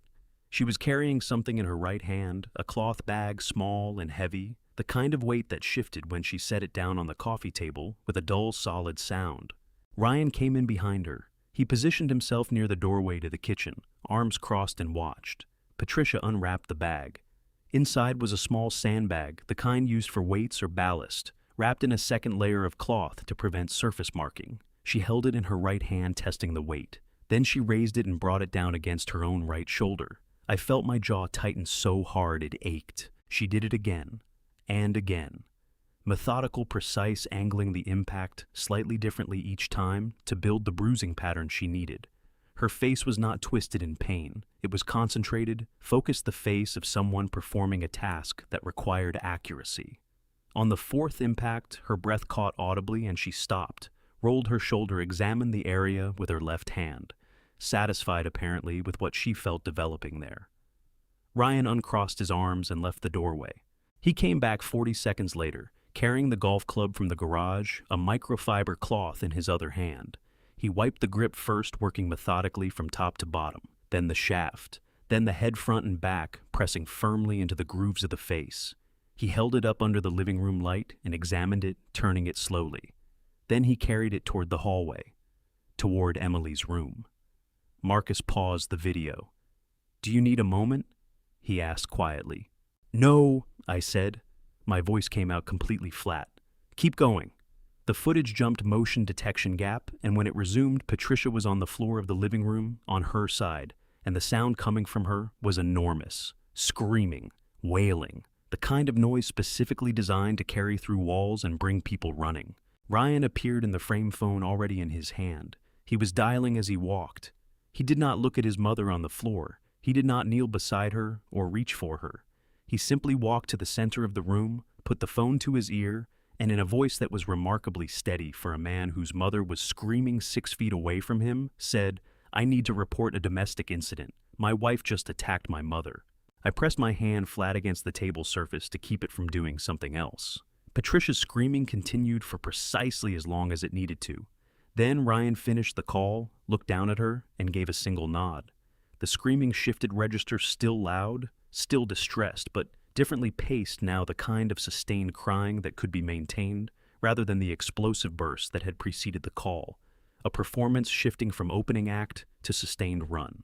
And then before Ryan moved toward the door to wait for the officers, Patricia picked up her phone. She dialed a number, held the phone to her ear.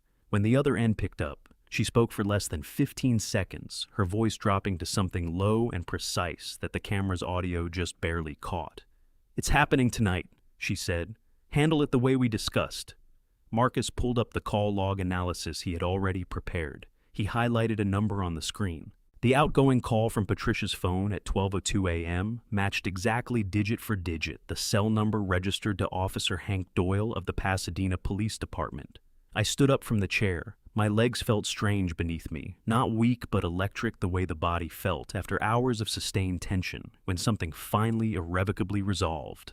I walked to the window and stood with my back to Marcus for a moment, looking out at the morning. The sky over Pasadena had gone from pale gray to something warmer, pink at the edges. The kind of sky that came before full sunrise, indifferent and beautiful, and completely unconcerned with what had happened inside this house in the dark hours before it arrived. "That's everything," Marcus said from behind me. "The video closes the loop on all of it. The staged injury, the planted evidence, the coordination with Doyle." A pause. "Dan, this is airtight." I turned around. "Send the full file to Ada Park," I said. "Encrypted with a full chain of custody notation. Every device it passed through, every hand that touched it time-stamped." I picked up my phone. "And Marcus, I need you to find Diane Mercer. Not tonight. But don't let it go. She deserves to know that it's over." Marcus nodded once. I dialed Delgado. He picked up on the first ring. "Carter." "We have it," I said. "All of it. Video footage from the baby monitor cloud backup showing the staged injury, the planted evidence, and a phone call from Patricia Brooks to Hank Doyle, made at 12:02 a.m. before she called 911. I kept my voice level. "I need you to make sure Doyle does not leave that building, and I need you to call Park and tell her we are ready to move." A silence on Delgado's end that lasted 3 seconds. "I'll handle Doyle personally," he said. And the way he said it told me everything I needed to know about how Delgado felt about a brother officer who had taken money to look the other way while a woman was locked in her own bedroom. "Thank you," I said. I ended the call and looked at Marcus. "One more thing," Marcus said. He was already typing. "The text message chain between Patricia and Ryan." I pulled it from Ryan's phone data during the download. He turned the laptop toward me. "You need to read this." The text message chain between Patricia and Ryan went back 4 months. Marcus had pulled it from the data, extracted during the download, cross-referenced it against the device timestamps, and compiled it into a clean document that read chronologically from oldest to most recent. He handed me a printed copy. He had found a printer in Ryan's office, which struck me as exactly the kind of practical efficiency I had always appreciated about him, and I read it standing at the kitchen counter, while the morning light came through the window above the sink and made everything look ordinary in a way that felt obscene given what was on the page in front of me. The early messages were careful, oblique, the kind of language people used when they were not yet certain how much they trusted the medium they were communicating through. "Patricia, she's settling in. Give it another few weeks. Ryan, the accounts are harder to access than I thought. She checks them. Patricia, she won't for long. Keep her tired. The baby helps with that." I read that one twice. Keep her tired. The baby helps with that. My hand tightened on the paper until it crinkled at the edges, and I made myself flatten it out again. The messages became more direct as the weeks passed. "Patricia, keep making her look unstable. The postpartum angle is perfect. No jury looks at a mother who can't hold herself together and sees a credible witness. Ryan, the insurance file is ready. Once she's declared incompetent, everything moves faster. The house, the accounts, the baby. Patricia. And if things develop the way I'm planning, we won't need to wait for the legal process to run its full course. That last one sat in the room with a weight that pressed against the walls. We won't need to wait for the legal process to run its full course. I had spent 30 years translating the language people used when they wanted to say something without saying it. I knew exactly what that sentence meant, and the knowing of it, the confirmation that this had not merely been greed, had not merely been a scheme to take Emily's money and her child, but had been something with a darker endpoint that Patricia had been steering toward since before the baby was even born, landed in my chest like something physical, like a blow I had not entirely braced for even though I had seen it coming. Dan. Marcus's voice was careful. You all right? No, I said. And then, yes, I'm fine. Keep going. I set the printed messages on the counter. This goes to Park. Everything. Full chain of custody, original device, data, printed copy. I looked at Marcus. How defensible is the extraction? Completely, he said. The device was logged into evidence at the station under Delgado's authorization before I touched the data. I accessed it under his direct supervision with a documented request. Everything I pulled is admissible. He paused. Their own lawyer can't touch it. I picked up my phone and called Delgado. It's done, I said when he answered. Patricia and Ryan authored a 4-month text message chain that documents the entire operation. Intent method financial fraud, and language suggesting they were planning for outcomes beyond asset acquisition. I kept my voice level. I need both of them formally notified that this evidence exists, tonight, before they say anything else to anyone. A pause. I'll handle the notification personally, Delgado said. And Dan, I just walked Doyle out of the building. He's been placed on administrative suspension pending internal affairs review. He knows we have the call records. How did he take it? I asked. He didn't say a word, Delgado said. Just turned gray and handed over his badge. A beat. I've been on this force for 19 years. I have never once. He stopped, started again. We'll make sure it sticks. I ended the call. Through the kitchen window, I could see the street outside fully lit now, with early morning sun, the kind of clean California light that made everything look sharp and defined and real. A neighbor walking a dog, a sprinkler system cycling on 3 houses down. Life continuing in its ordinary pattern, utterly indifferent to the fact that in this kitchen in the past 2 hours, the architecture of something monstrous had been fully mapped and documented and was now in the hands of people who knew what to do with it.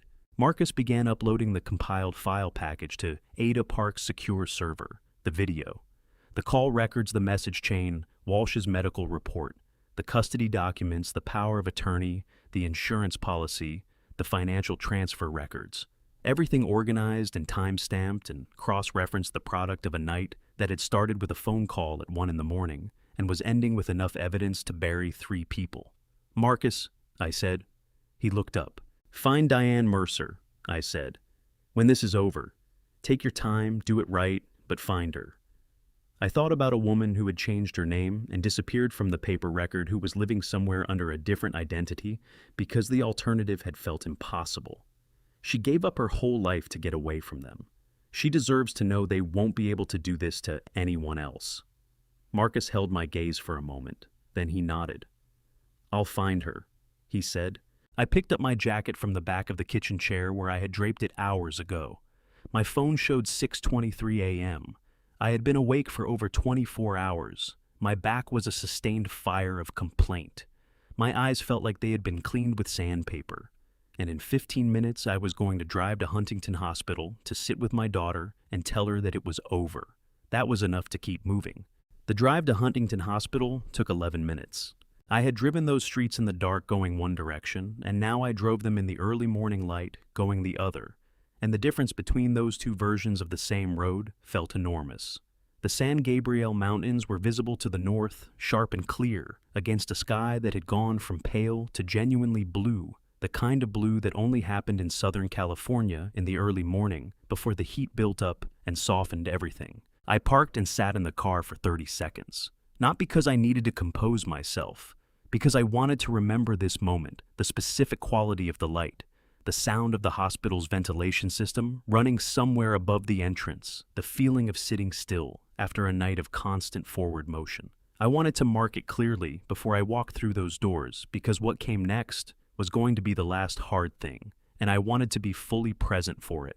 Then I got out and went inside. Emily was in a room on the 2nd floor, separated from the emergency intake area, moved there by the nursing staff an hour ago, when it became clear she was not a detainee, but a patient. Someone had brought her a blanket. The baby was in the rolling crib beside her bed, asleep on his back, with his arms flung wide in the absolute boneless abandon of infants, and Emily was sitting up against the pillows with an IV line in her left arm and her eyes fixed on the door when I walked through it. She looked terrible. She looked like someone who had been through something that left marks that would take a long time to stop showing. Her face was pale and swollen. Her hair still tangled the bandages on her wrists white against her skin. She also looked like my daughter.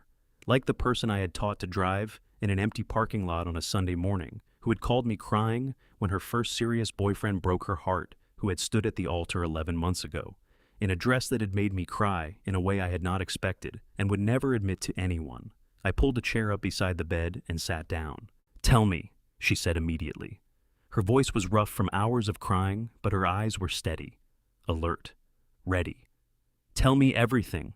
So I did. I walked her through it, in order: the golf club, Walsh's examination, the deadbolt, the phone under the mattress, the shredded documents, the shell companies, the insurance policy, the video, the text messages.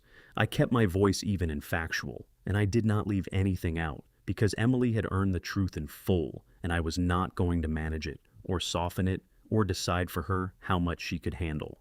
She listened without interrupting. Her hands were in her lap, fingers interlocked, and as I talked, I watched her knuckles go white and then release and then go white again, the only external sign of what was moving through her. When I finished, she was quiet for a moment. Then she said, "The insurance policy."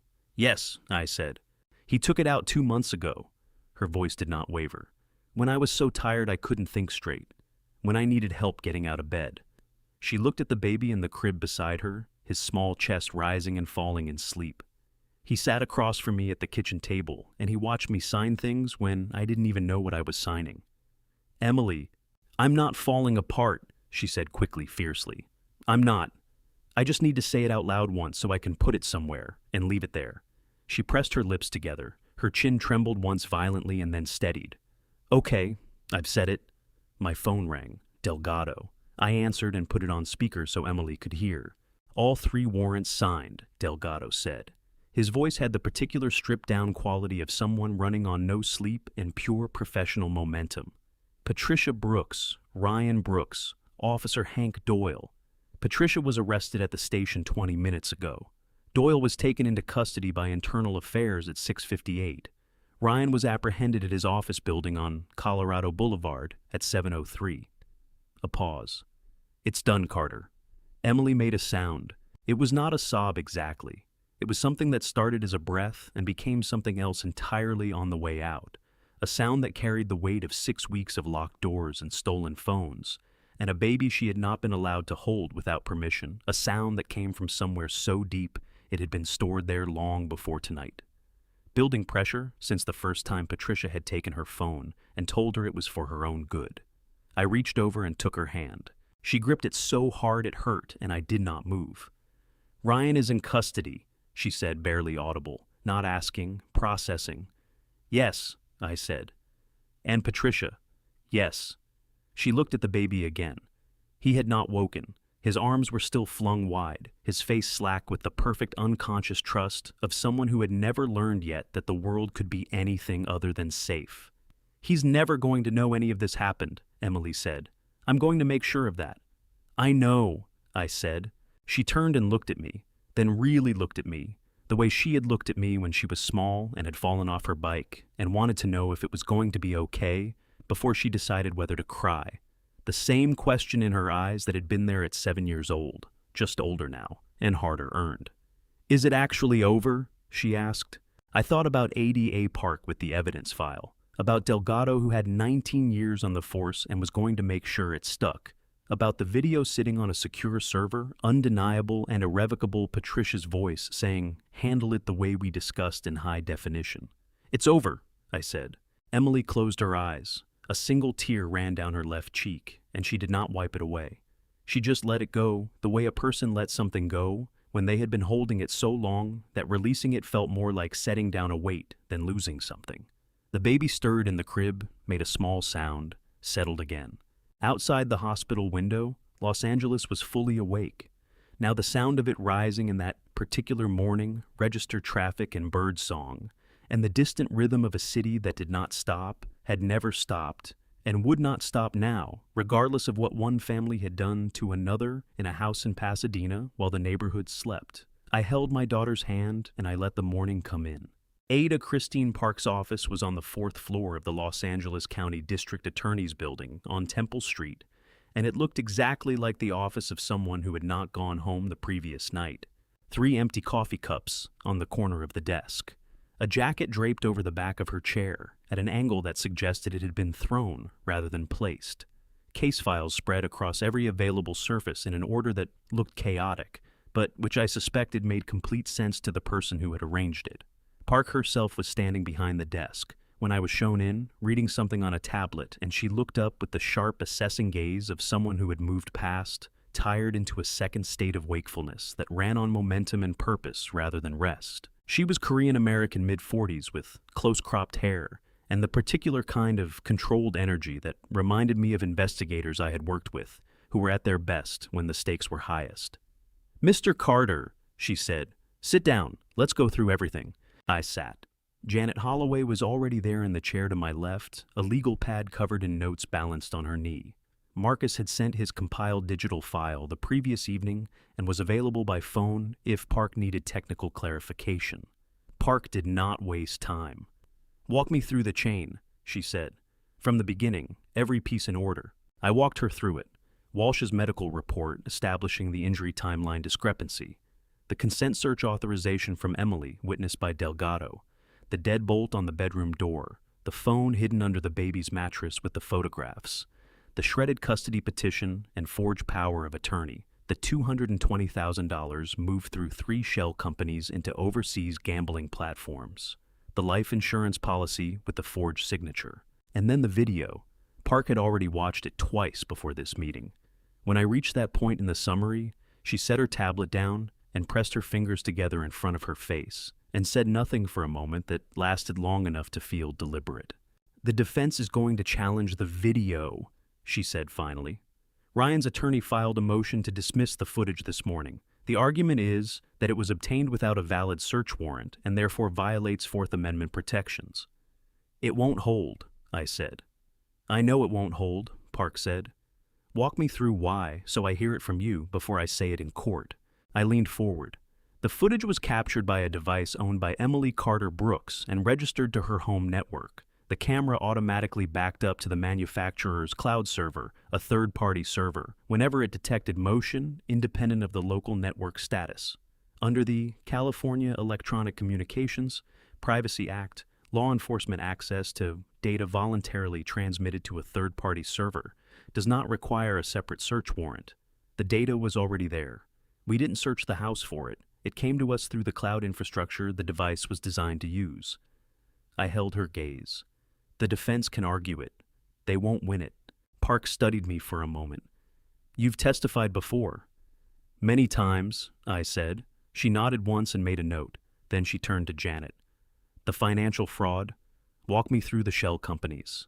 Janet flipped to a specific page on her legal pad. She laid out the transfer pattern with the clean precision of someone who had spent the night organizing it. 3 entities all registered within the past 6 months. No physical addresses, no employee records, no business licenses, each one used as a single-pass intermediary before the funds hit the gambling platforms. $220,000 moved in increments calculated to stay below federal automatic reporting thresholds. "Structuring," Park said. "Exactly," Janet said, "which adds a federal dimension to the money laundering charge. The amounts were deliberately kept under $10,000 per transfer. That's not accidental. That's knowledge of the reporting requirements and intentional circumvention of them." Park wrote something, underlined it. Then she looked at me. "Patricia Brooks, Sandra Ellison, the Arizona history." "Marcus is still working on Diane Mercer," I said. "But the civil investigation records from Maricopa County are documented and transferable. 2 prior incidents with the same operational pattern, isolation, psychological pressure, fabricated mental health documentation, asset acquisition. The Arizona DA's office has been contacted and is cooperating." Park absorbed this. "If we can put Diane Mercer on the stand, you might not need to," I said. "The evidence from this case alone is sufficient for conviction on every charge. Mercer's testimony would be corroborating pattern evidence, valuable but not essential. Park looked at me for a long moment. Then she said something that surprised me slightly. In 22 years as a prosecutor, Mr. Carter, I have never received a case file this complete from a civilian. She said it without particular warmth, thus more as a statement of fact than a compliment. It is simultaneously impressive and slightly alarming. 30 years of fraud investigation, I said. I knew what we needed before we collected it. Clearly. She closed the folder in front of her. The motion to dismiss will be heard and denied. I expect that within 48 hours of denial, at least one of the defendants will approach us about a plea agreement. When that happens, she looked at Janet. Emily Carter's interests are the priority. Full restitution, full custody, full asset recovery. Nothing less. Janet nodded firmly. Nothing less. Park stood. The meeting was apparently over. She walked around the desk and offered her hand. One more thing, I said before I took it. Diane Mercer. When Marcus finds her, and he will find her, I would like someone from your office to reach out through the witness protection channel before anyone contacts her directly. She ran for a reason. She needs to know she's safe before she'll talk to anyone. Park held my hand a beat longer than a standard handshake. Agreed, she said. I'll assign someone specifically. I walked out into the hallway and took the elevator down to the ground floor and stepped out onto Temple Street into the full Los Angeles afternoon, bright and warm and indifferent, and stood on the sidewalk for a moment with my hands in my jacket pockets. My phone buzzed. Emily. How did it go? I typed back good. Park knows what she's doing. It's moving. 3 dots appeared, then, come by the hospital when you're done. The baby figured out how to blow bubbles this morning, and it's the best thing I've ever seen. Something loosened in my chest that I had not realized was still wound tight. I typed, on my way. L. A County Superior Court Department. 14 smelled like wood polish and recycled air, and the particular kind of institutional tension that accumulated in rooms where consequential things happened on a regular basis. I sat in the front row of the gallery with Emily beside me. She had been discharged from Huntington 3 days after the arrest, and in the 2 weeks since then, she had started to look like herself again. Still tired, still careful, in the way people were careful, when they had learned that danger could come from inside a place that was supposed to be safe but present. Here.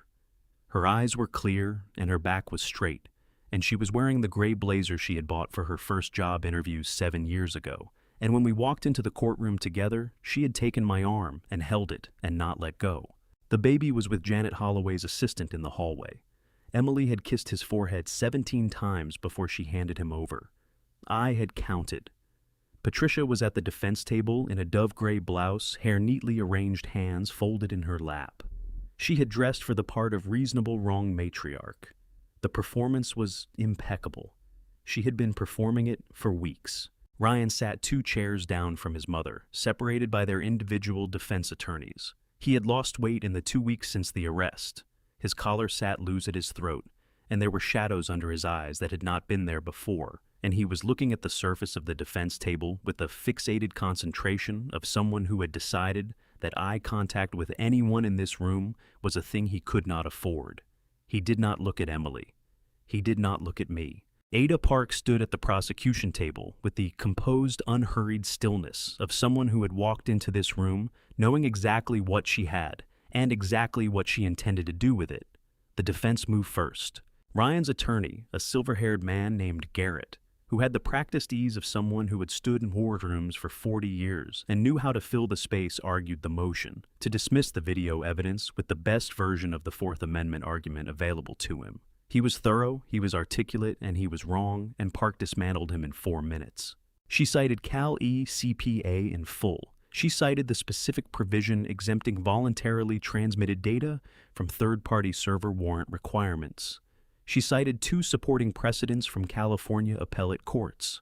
She finished by noting that the device in question belonged to Emily Carter Brooks, who had not only consented to its use, but whose authorization to access the property had been properly documented by a Pasadena PD detective at 2:51 a.m. on the night in question. The judge denied the motion without extended deliberation. Garrett sat down. His expression did not change, but something in his posture did a slight settling. A minute recalibration, the adjustment of a man who had known this was coming and was now moving to his secondary position. Mrs. Carol Simmons took the stand first. She was dressed neatly in a blue cardigan. Her white hair combed, her hands folded in front of her on the witness stand, with the earnest composure of someone who had decided that if she was going to do this, she was going to do it right. She described what she had heard through the shared bedroom wall over 3 weeks. She described watching Patricia install the deadbolt. She described watching Ryan remove the doorbell camera. Her voice only broke once when Park asked her how she felt now about not having called anyone sooner, and she pressed her lips together for a moment before she said quietly and without deflection, "I feel like I should have been braver. I'm going to have to live with that." In the gallery beside me, Emily reached over and took my hand. Dr. Walsh testified next. Clinical, precise, unshakable. She described the injury timeline discrepancy in language that was simultaneously medically exact and entirely comprehensible to every person in the room. When Garrett attempted to suggest that bruising timelines were imprecise science, Walsh looked at him with the particular expression of a physician who had spent 20 years being challenged by people who had not spent 20 years in emergency medicine and explained calmly and in complete sentences exactly why he was incorrect. Then Park said, "Your Honor, the prosecution would like to present Exhibit 14. The monitor at the front of the courtroom flickered on. The room went very quiet. I watched the video, the way I had watched it in the kitchen on Marcus's laptop, with the focused inventory-taking attention of a man who needed to see everything and miss nothing. But this time, I was also watching the room. Ryan's attorney put his hand on Ryan's arm at the 40-second mark when the footage showed Ryan wiping the golf club. Ryan did not respond to the touch. He had gone somewhere behind his eyes that was not entirely present in this courtroom, and he stayed there. Patricia watched the entire video, without moving. Without any of the performance, no tissue, no trembling, no carefully produced tears. She sat perfectly still, with her hands folded in her lap, and watched herself on screen, doing what she had done, and her face was as composed and unreadable as a woman reading a menu in a restaurant. That composure I thought was more damning than anything else she could have shown. It was the composure of someone who had simply run out of versions of the story that still worked.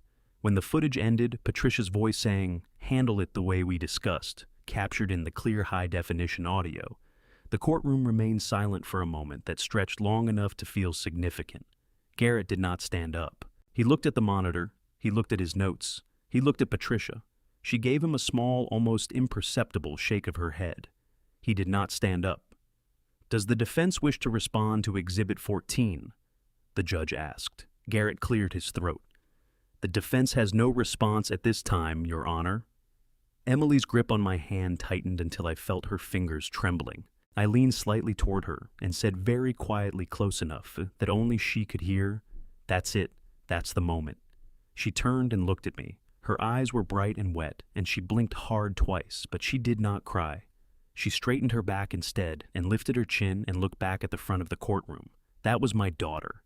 That was who she had always been underneath everything they had tried to do to her. The plea agreements were signed on a Tuesday morning in November, 6 weeks after the preliminary hearing. I was not surprised that it ended this way. In 30 years of fraud investigation, I had learned that people who constructed elaborate systems of deception were at their core pragmatists. They built their schemes with exit strategies in mind, contingencies layered beneath contingencies. And when the exits closed one by one, when the video existed, when the messages existed, when the medical report existed, and the financial records existed, and the call logs existed, and a retired federal investigator had spent one sleepless night making sure every single piece of it was documented and preserved in a way that no defense attorney could touch. The pragmatism that had built the scheme turned around and dismantled it. They did not go to trial because going to trial meant sitting in a courtroom while ADA Christine Park played that video for a jury, and not one of their attorneys believed that was survivable. Ryan's lawyer called Park's office on a Wednesday. Patricia's lawyer called the following Monday. They did not coordinate, or if they did the coordination, failed because Ryan's terms came in lower than Patricia's, and Patricia spent 3 days trying to renegotiate before her attorney apparently explained to her, in terms direct enough to penetrate even her particular brand of self-preservation, that the window for negotiation was not going to stay open indefinitely. I was sitting in Janet Holloway's office when the final terms came through. Janet read them to me from her screen, her voice precise and careful, and I listened to each number and each charge and each stipulation with the attention I would have given a document I was about to sign, which in a manner of speaking, I was, because Emily had asked me to be present, and being present meant carrying what I heard back to her accurately and without editorializing. Patricia Brooks, 20 years. Dependent adult abuse, false imprisonment. Fabrication of evidence filing. A false police report, conspiracy to commit financial fraud, insurance fraud. Mandatory restitution. No possibility of early release consideration for the first 12 years. The judge, when he read the agreement into the record, paused on the insurance policy charge and looked over his glasses at Patricia's attorney for a long moment before continuing. Patricia stood with her hands clasped in front of her and received the sentence with the same composure she had displayed throughout, not defiance, not remorse, just the flat-sealed quality of a person who had run out of performances and was now simply waiting for what came next. Ryan Brooks, 13 years, conspiracy financial fraud, forgery, money laundering insurance fraud, accessory to false imprisonment, full restitution of $220,000, permanent termination of parental rights pending family court review. He would not see his son grow up. He would be in his mid-40s when he walked out, and his son would be a teenager who had been raised by a mother who was going to make sure, as she had said in a hospital room 2 months ago, that he never knew any of this had happened. When Janet read that part, the termination of parental rights, I heard Ryan make a sound from across the courtroom that I had not expected. Not loud, not dramatic. A single compressed exhale that was almost inaudible, the sound of someone who had, perhaps at some point between the arrest and this moment, understood what he had actually traded away. I did not feel sorry for him, but I noted it, because I was a person who noticed things, and because I had spent 30 years trying to understand why people did what they did, and Ryan Brooks was going to be a question. I turned over occasionally for the rest of my life without arriving at a satisfying answer. Officer Hank Doyle was handled separately as promised. His trial was scheduled for February. He had resigned from the Pasadena Police Department the morning after his arrest, which struck me as the most practical decision he had made in 8 months. Emily was not in the courtroom when the plea agreements were entered. She had asked me the night before whether she needed to be there. We were sitting on the small porch of the temporary apartment she had rented in Arcadia, a clean, quiet place 3 miles from Huntington Hospital, with a yard that got afternoon sun and a landlord who had not asked any questions when Janet explained the situation. The baby was asleep inside. The evening air was warm, in the way that Southern California evenings were warm in November. Not summer warm, but gentle, the kind of temperature that felt like a concession from the season. "Do you want to be there?" I asked her. She thought about it for a long time. She was getting better at that, at sitting with a question, instead of answering it immediately, at giving herself permission to think before she spoke, at trusting her own instincts about what she needed, rather than deferring to what she thought was expected of her. 6 weeks of therapy, a good doctor, and distance from the house on Marengo Avenue had done things that I suspected would take years to fully manifest, but were already visible in the way she held herself, the way she spoke, the way she occasionally caught herself apologizing for something that was not her fault, and stopped mid-sentence and started the sentence again without the apology. "No," she said finally. "I don't need to see it happen. I just need it to happen." "Then stay home with the baby," I said. "I'll call you when it's done." She nodded. Then she said quietly, "Is it strange that I feel more sad than relieved?" I looked at her. "No," I said. "It's not strange at all. I keep thinking about who Ryan was when I met him." She looked out at the yard, at the thin strip of evening sky visible above the fence line. "He wasn't a monster then. Or maybe he was, and I just didn't see it." She pressed her lips together. I don't know which of those things is harder to live with. I did not try to answer that. Some questions did not have answers that helped, and I had learned in 60 years of living, and one particular night in Pasadena, that the most important thing a person could do for someone they loved was sometimes simply to stay in the chair and not try to fix what was not fixable. So I stayed in the chair, and after a while Emily said, "I found a house." I looked at her. "Near the coast." Her voice had shifted something lighter in it, tentative but real, the particular quality of a person allowing themselves to want something for the first time in a long while. "Dana Point. It's small. It has a yard. It's about 40 minutes from here. She glanced at me sideways. It has a guest room. I understood what she was telling me. How's the school district? I asked. She laughed. It was the first time I had heard her laugh in 2 months, and it was slightly startled and slightly wet, and completely genuine, and it hit me somewhere in the chest and stayed there warm. He's 4 months old, Dad, she said. Planning ahead, I said. She laughed again, and this time it lasted longer. 3 weeks later, we moved. It took 2 days and 4 trips in a rented van and the assistance of Marcus Webb, who showed up on the first morning with coffee and a back brace, and the information that Diane Mercer had been located in Portland, Oregon, living under her middle name, working as a bookkeeper for a landscaping company. Ada Park's office had reached out through the victim liaison channel. Diane had agreed to provide a written statement. She had also, according to the victim's advocate who made contact, cried for a long time on the phone before she said yes. I thought about that, a woman in Portland who had changed her name and rebuilt her life from scratch and was now, for the first time in 11 years, being told that the person who had destroyed her first life was not going to be able to destroy anyone else's. I thought about what it meant to receive that information, to have the thing you had been afraid of silently for over a decade finally made small enough to look at directly. I hoped she slept better after that call. The house in Dana Point was a white stucco bungalow, 3 blocks from the water, with a front porch that caught the afternoon sea breeze, and a yard where the previous owners had planted bougainvillea along the back fence in a shade of orange so vivid it looked almost unreal in the California light. The guest room had a window that faced east and caught the morning sun, and I stood in it on the first evening while Emily put the baby down in the room across the hall, and I listened to the ocean. It was there, constant, patient, entirely unconcerned with what any of us had been through to get to this particular evening, in this particular place. Emily appeared in the doorway behind me. She was holding 2 mugs of tea, the same thing her mother had always made in the evenings. Chamomile with honey, a habit Emily had inherited, and probably did not know she had inherited, and she held one out to me without a word, and I took it, and we stood together at the window, looking out at the darkening yard and the strip of evening sky above the fence line and the faint suggestion of ocean beyond it.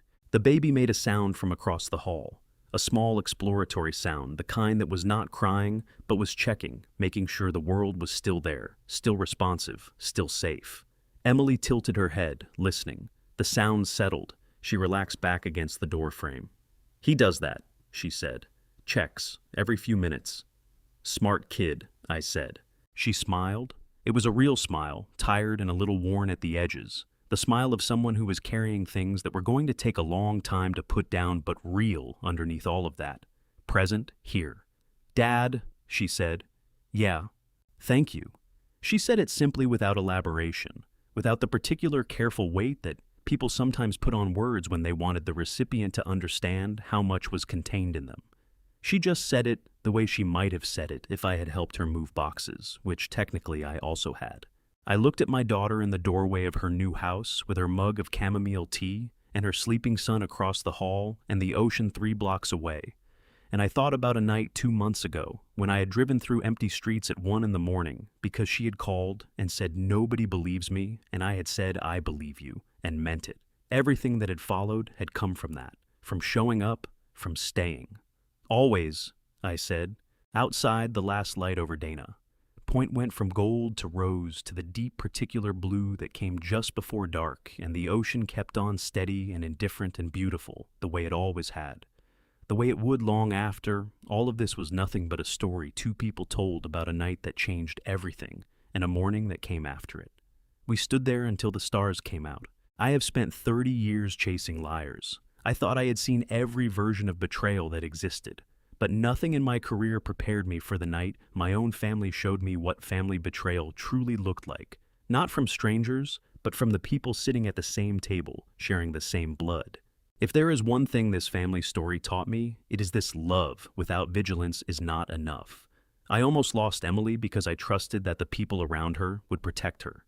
I was wrong. God gave me 30 years of training for exactly one reason, and I almost missed it. Do not be like me. Do not wait for the phone call at 1 in the morning. If something feels wrong in the people you love's lives, ask. Show up. The door you hesitate to knock on may be the one that is already locked from the outside. This family story is a reminder that family betrayal can wear the kindest faces, and that real justice requires someone willing to stay awake through the darkest night and refuse to walk away. If this family story moved you, if you believe truth deserves to be heard, leave a comment below, share this with someone who needs it, and subscribe so you never miss a story that matters. Thank you for staying until the very end. It means everything.